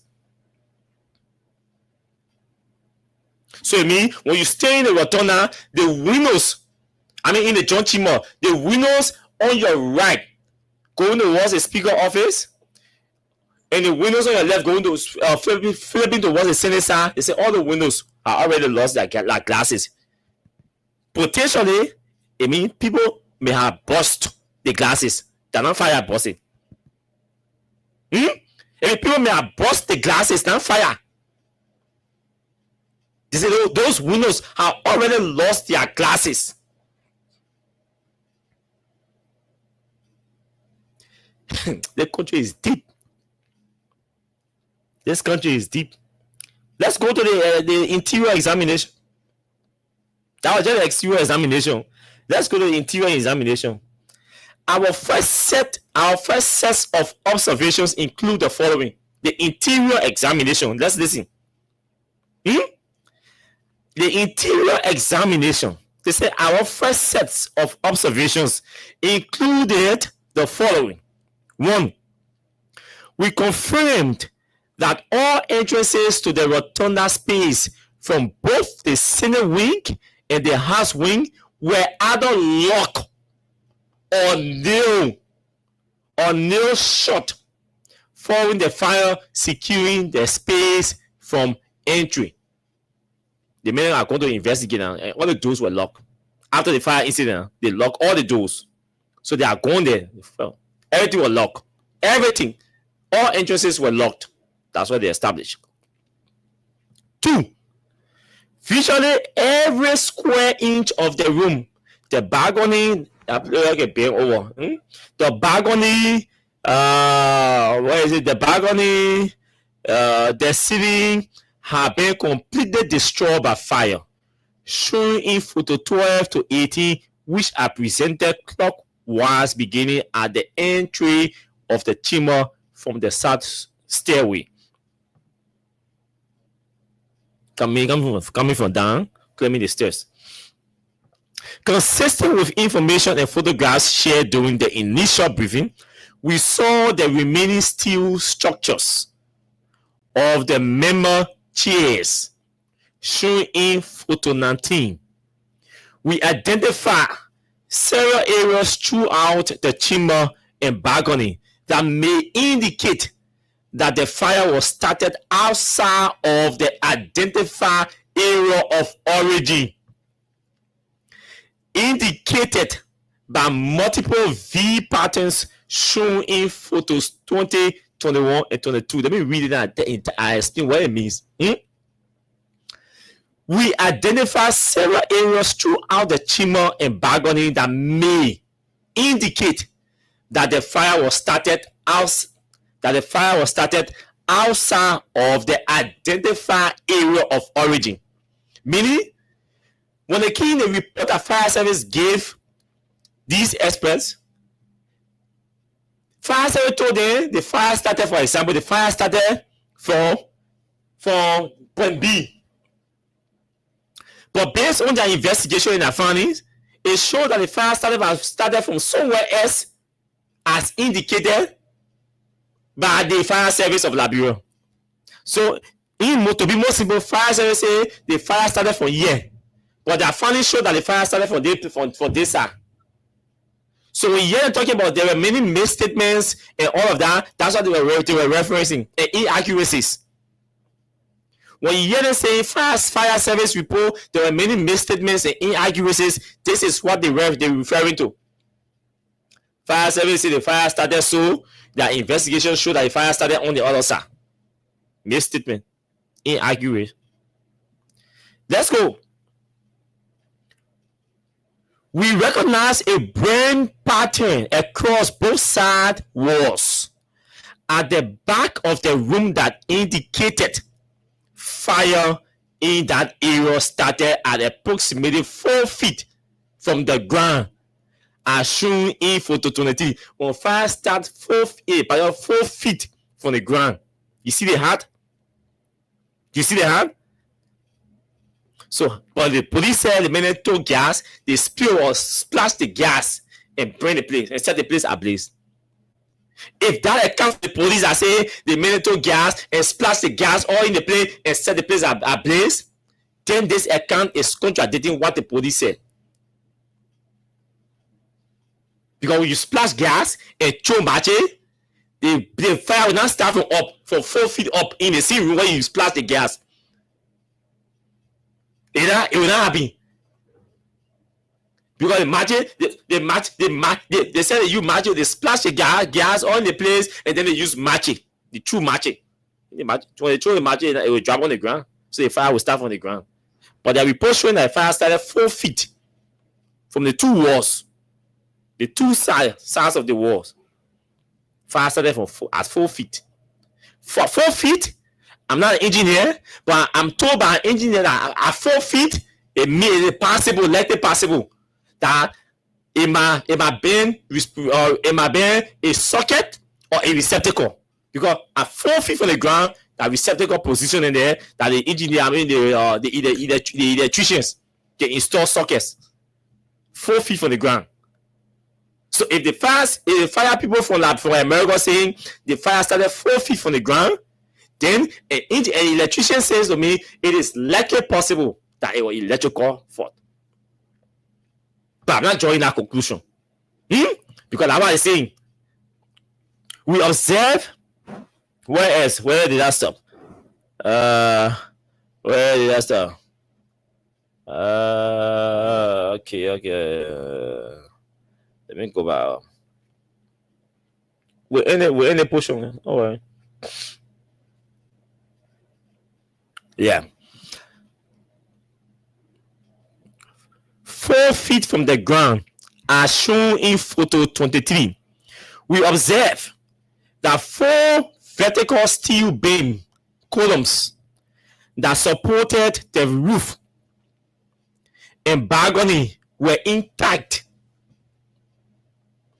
Yet, 2 of the 4 showed visible signs of discoloration, softening, and bending, showing in photos 24, 25, and 26, 27. Discoloration. Maybe the balcony changed color. They changed color. So it means those balconies or those pillows were affected by the fire or the burn. So they changed color. Let's go.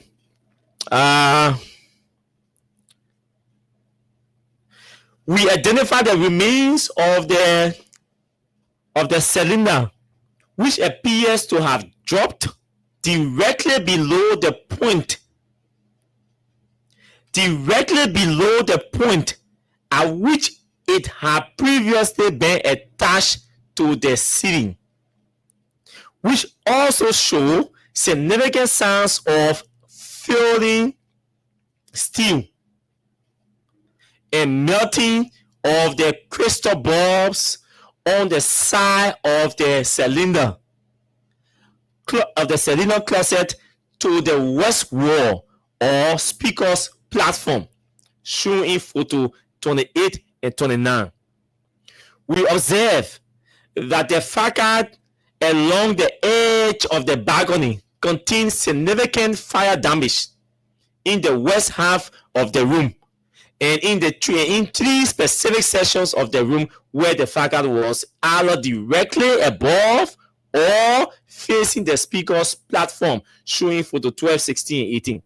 We observe 4 steel structural components directly above the speaker's platform that show signs of weakening and bending, twisting, shown in photo 30. Fire can cause a lot of damage.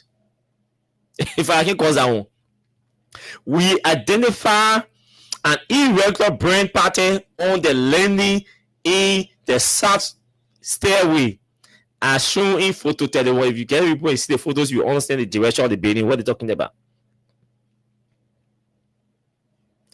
We identify 2 stairways that led from the 4th floor, the chamber, to the balcony, one on each side of the room.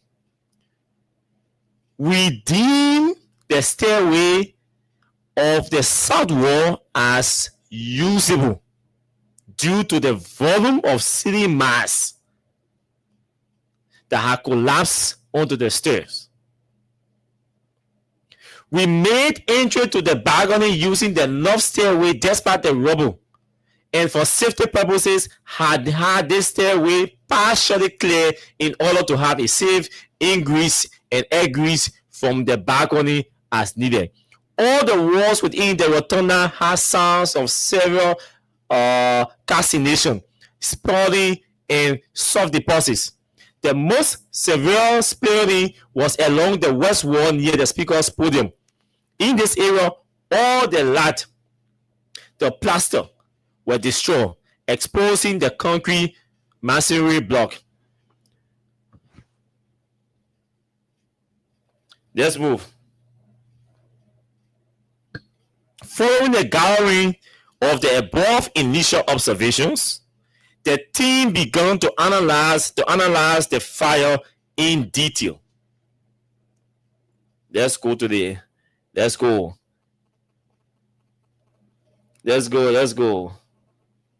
analyzing the fire in detail. Let's go.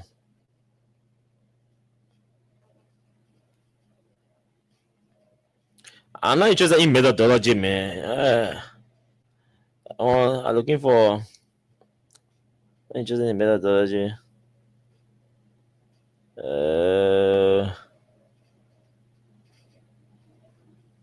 Okay, we can come here.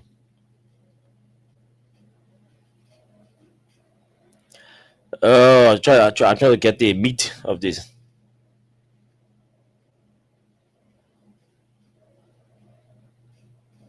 Okay, it's good.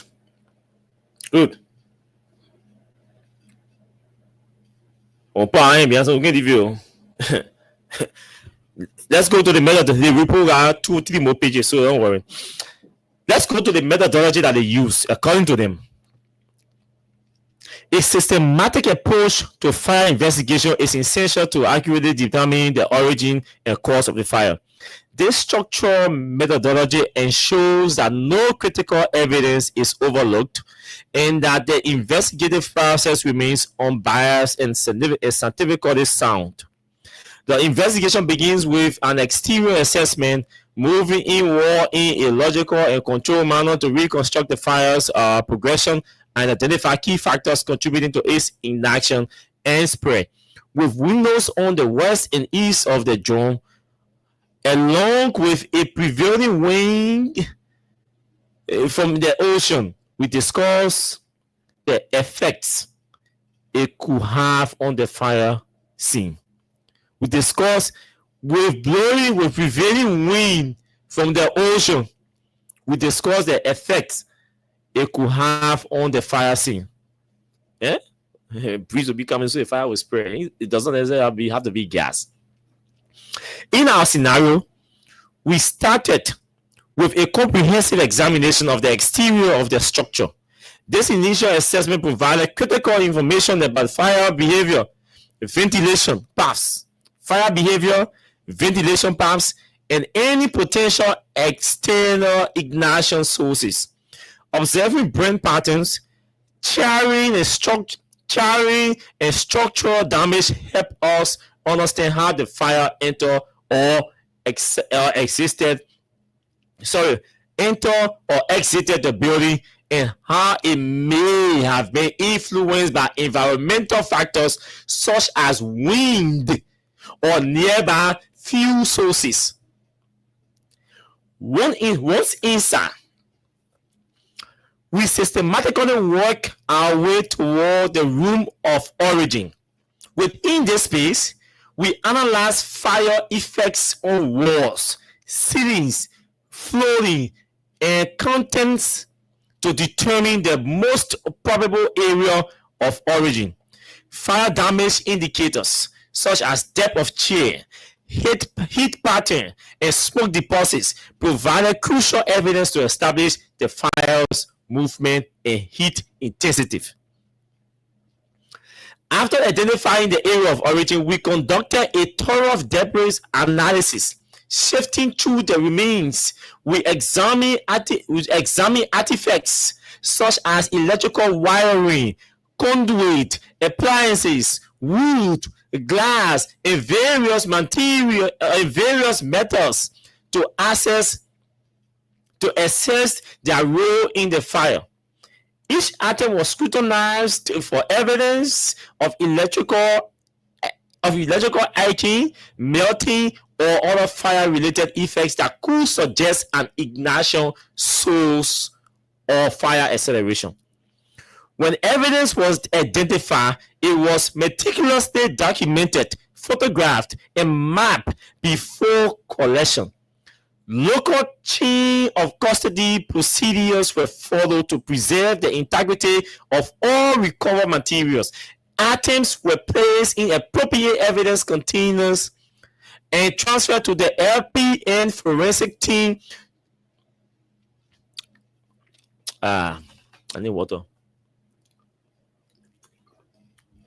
To the LPN forensic team to preserve the chain of custody. This systematic and methodological approach ensures that all investigative steps were conducted with precision, on ultimately leading to a well-supported determination of the fire's origin and cause. We move through the scene from the exterior to the interior using a systematic approach. Interviews and investigation activities. Fire rescue personnel focus on interviewing on individuals whose testimony had not been taken or fully documented. We conducted no interviews with persons of interest who may have been involved with the act. And all those entitled Emmanuel Ezekiel, firefighter over the fire service, lives just east of the Capitol building. Neighbor knock on his door at 6:44 a.m. Emmanuel has a very specific routine in the morning, including a schedule that gets his kids off to school at the same time each day, which allow him to identify the specific time his neighbor knocked on the door. The neighbor told him that the Capitol was on fire. Emmanuel ran to the scene.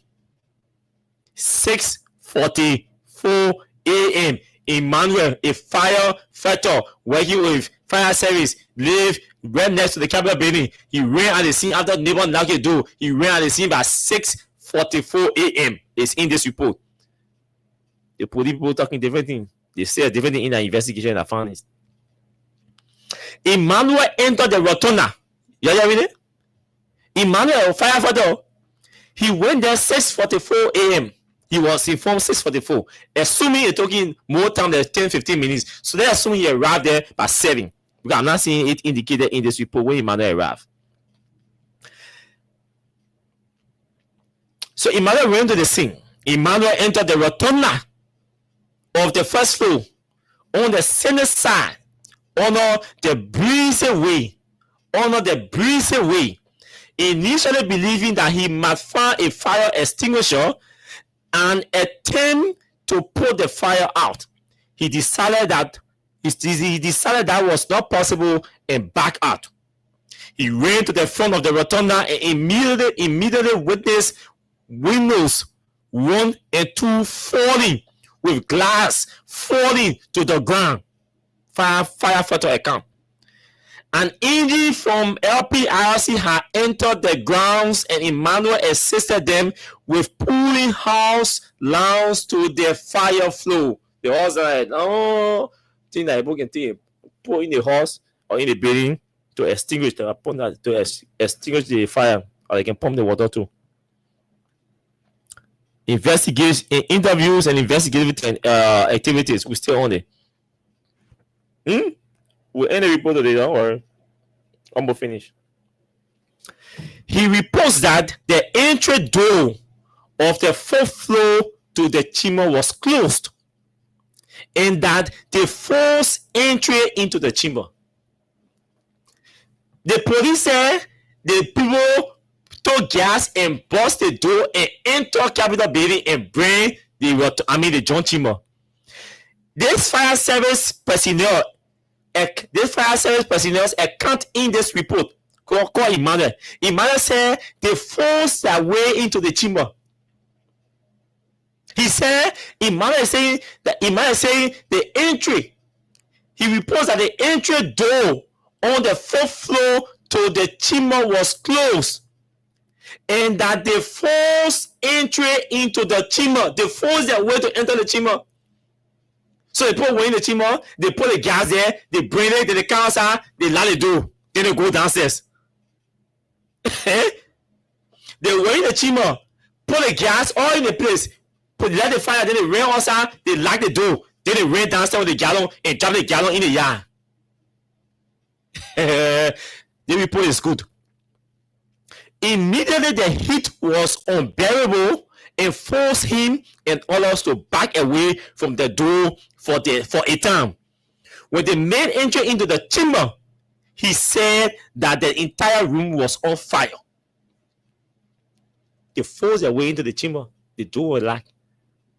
But the police said they made their way in the chamber. They carried gas upstairs. They splashed or spilled the gas in the place and set the building ablaze. This fire man working with fire service, Emmanuel, is saying in this report, in his account, that he went there, he was told 6:42, and he went there, and they forced their way into the chamber, the joint chamber. So the question is, the guys who they said took gas and went in the joint chamber, so they entered the joint chamber, spilled the gas in the place, let it in, set it ablaze, key outside, pour key in the door, and lock the door, and they keep, and they went away.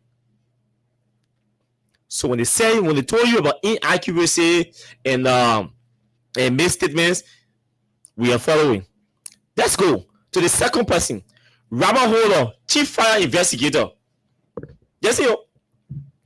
Robert Holder, Chief Fire Investigator, Liberia National Fire Service, stated that he became aware of the fire while en route to the office. He arrived at the Capitol site at 7:30 a.m. and made entry into the chamber between 800 hours and 8:15 a.m. Upon his arrival, he describes several areas with coals, a term referencing hot red embers still glowing with small amounts of fire. He examined the electrical panels, giving the history of the November 10th fire in one of the electrical panels. He indicates that they look for fire patterns. Shortly after their arrival at the LEPS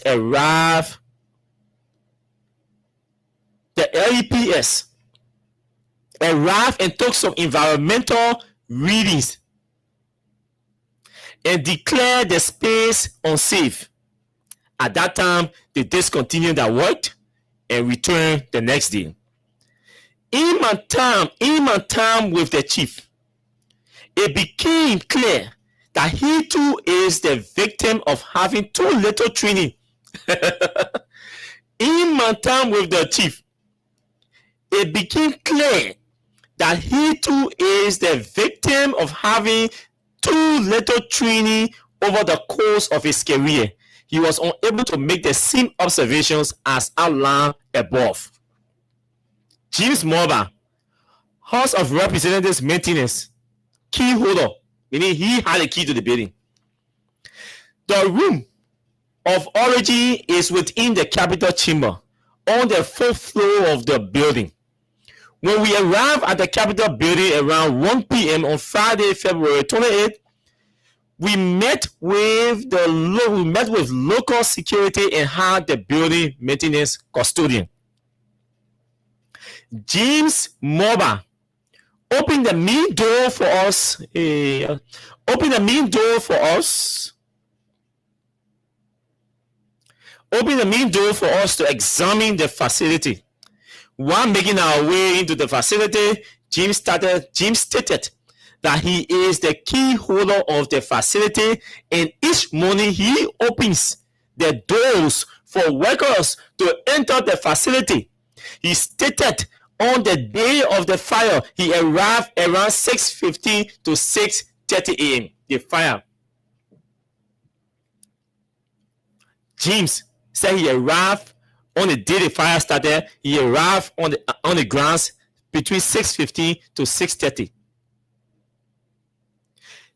Emmanuel, the firefighter man, said he got call from his neighbor that the building was on, the building was on fire by 6 when. By 6 when? He said by 6:45.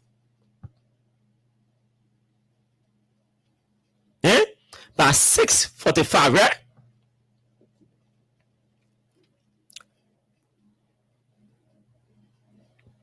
Let's move. That was after the maintenance man arrived on the scene.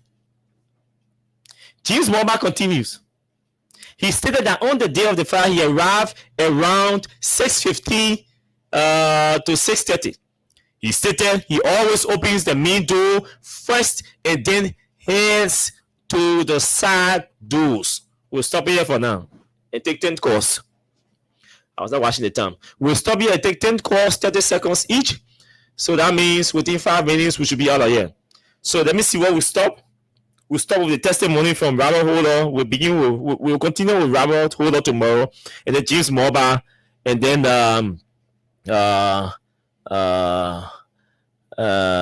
we move on to Robert Holder, James Mobile, and then the case and origin evidence, and then photographs, significance of the observations and evidence, origin, conclusion, their conclusion, everything.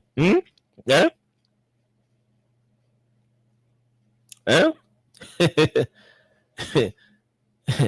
The conclusion will interest you. The conclusion of the report will interest you. I will not stay there until tomorrow. The conclusion of the report.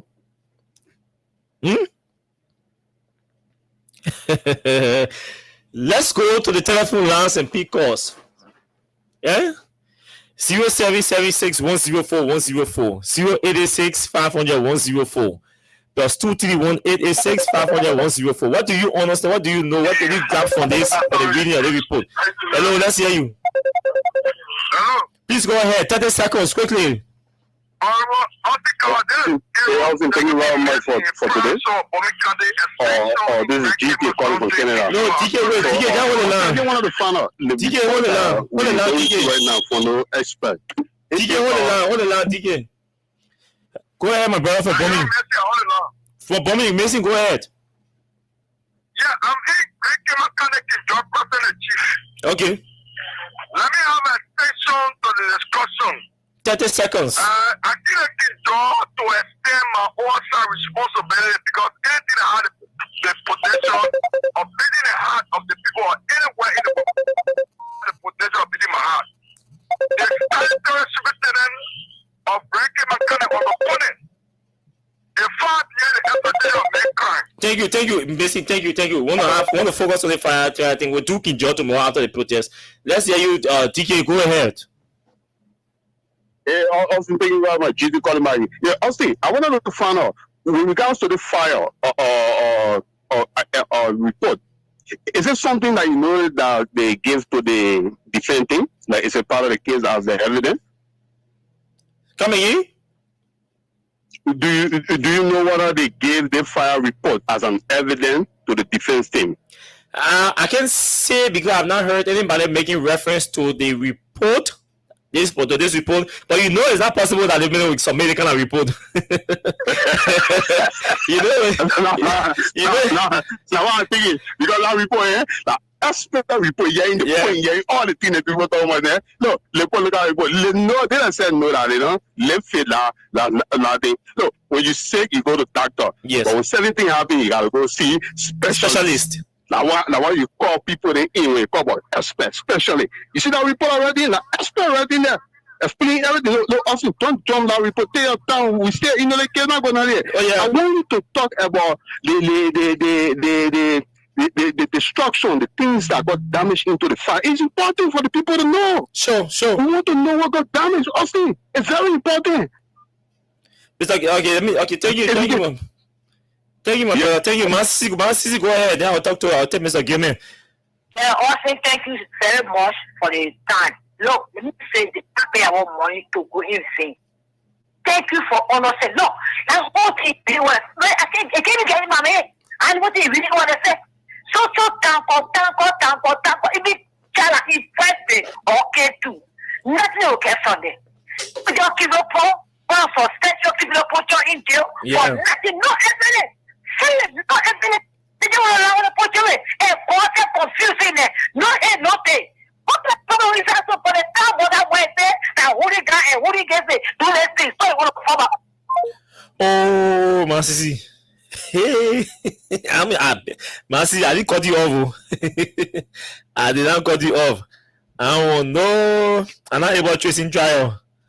Mr. Gimme was calling me. I think I have to connect with Mr. Gimme. Mr. Gimme aided us in extensively in conducting this investigation and to even get access to the report, the full report. So, Mr. Gimme, welcome to the show. Thank you very much, Austin. Good to have you. I've been following you. Thanks for aiding us hugely in getting a copy of this report. No doubt. That's the digging deeper department. I heard one or two callers, and I followed some of the comments. People asking for the report. The report is available, even though the government did not make it public, but we were able to use our expertise and our research department to get hold of that report. And also to answer another person's question about whether this report was admitted into evidence. No. The government spent thousands and thousands and thousands of dollars to bring those 3 former fire chiefs from Minnesota to do this investigation. They came in, whether first class or business class. They were lodged in hotels, given security, drivers. They were fed, everything. Think about it. Whether they were compensated, we don't know. But taxpayer dollars were used, and they refused to admit that report into evidence against Speaker Kofa and others. The reason is very clear and simple.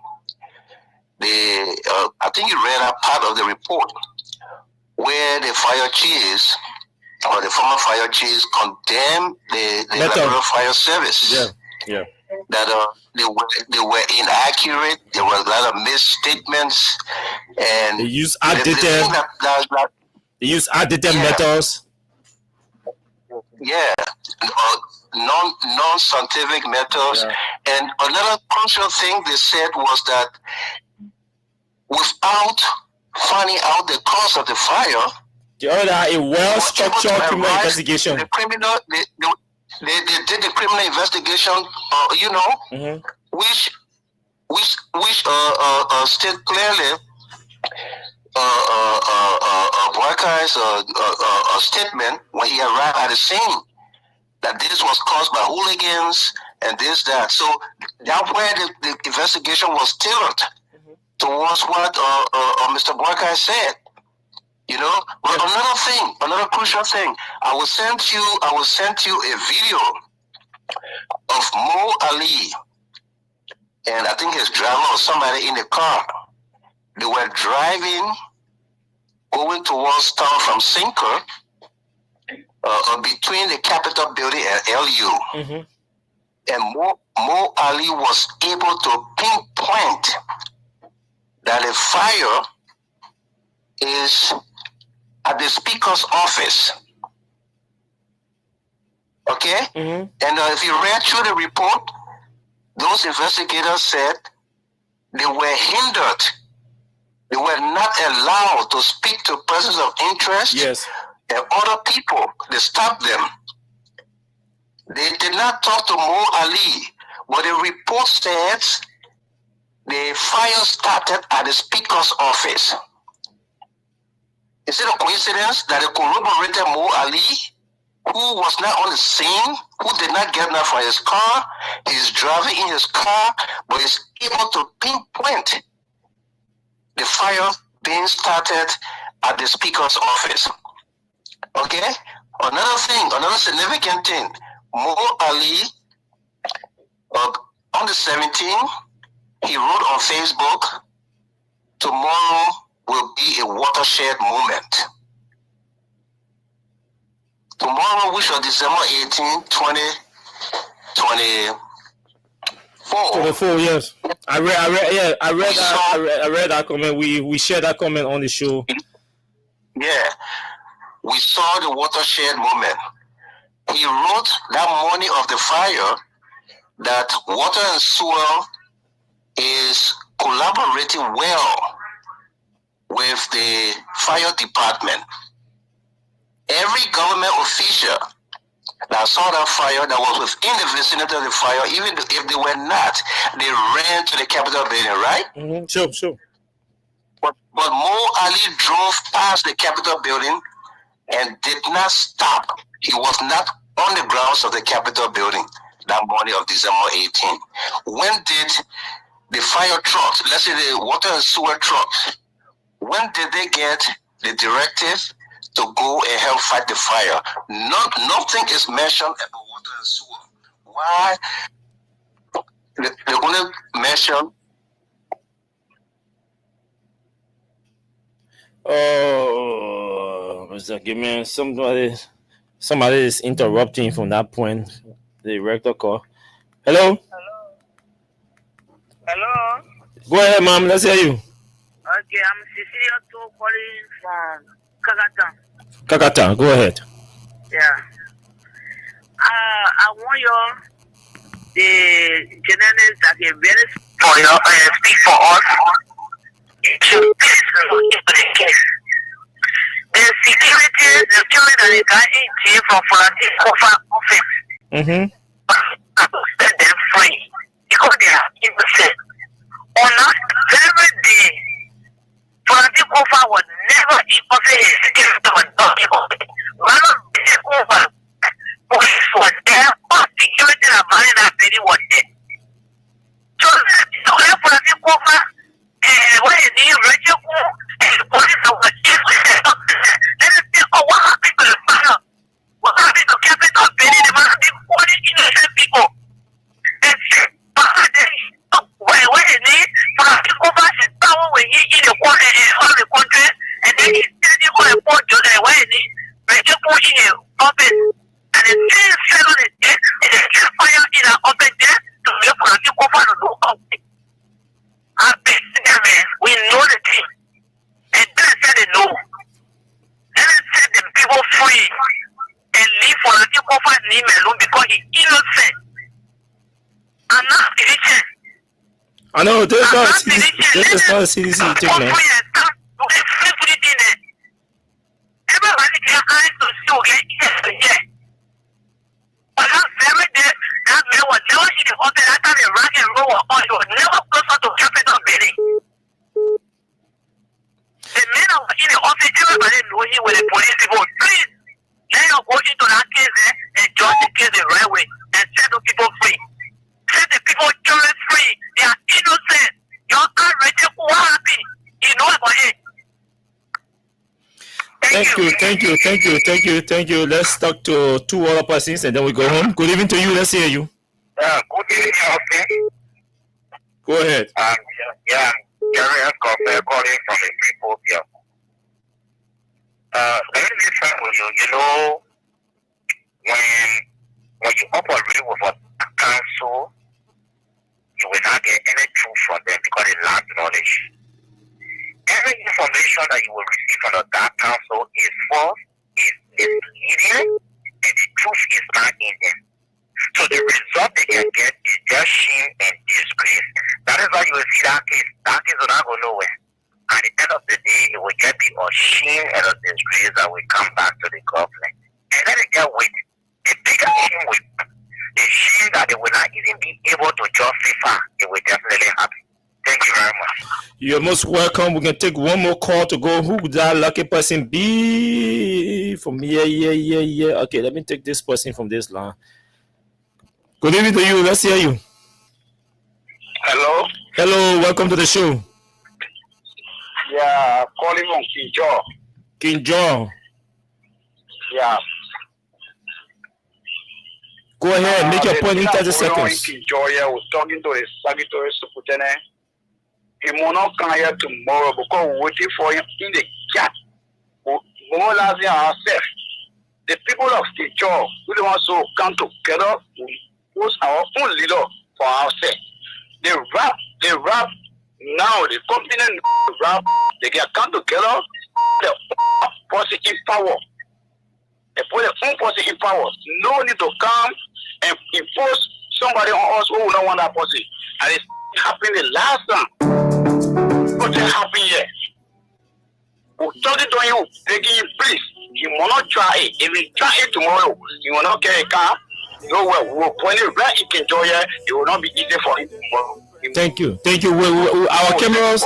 Thank you. We'll have our cameras there tomorrow to carry every action live tomorrow from Kinjo. Folks, that's how we go home. The government is corrupt. This government is senseless, it is careless, it's reckless in your action. All we see and get from this government is hate, personal vendetta, personal hate, not even political thing, personal hate. That's why it keeps crumbling to the ground. And we are here to elevate their mistakes, inform the people about their wrongdoings. Thanks to all of you for watching. Thanks to all of you for listening. Patricia Brown, you all, John Lidley, Bushu Morgan, all of you, Jerry Singh Tukpa, Paul Jasper, Musa Masale, Abdullahi Dukle, all of you, welcome to the show. Thanks for following the show. We shall be back here tomorrow by God's grace to continue looking into the report plus all our pressing national issues. Until we see tomorrow, do have yourselves pleasant moments in your respective areas. My name is Austin Kawa. Baba. Many appetite but hunger stay killing us. You live to see the next day, you might think of. You got our people that will vote and stay fooling us. All the hope and the promise that they made to us. So glad just to carry our proof from us. That's why they lead all important things. To stay walk away with the opinion.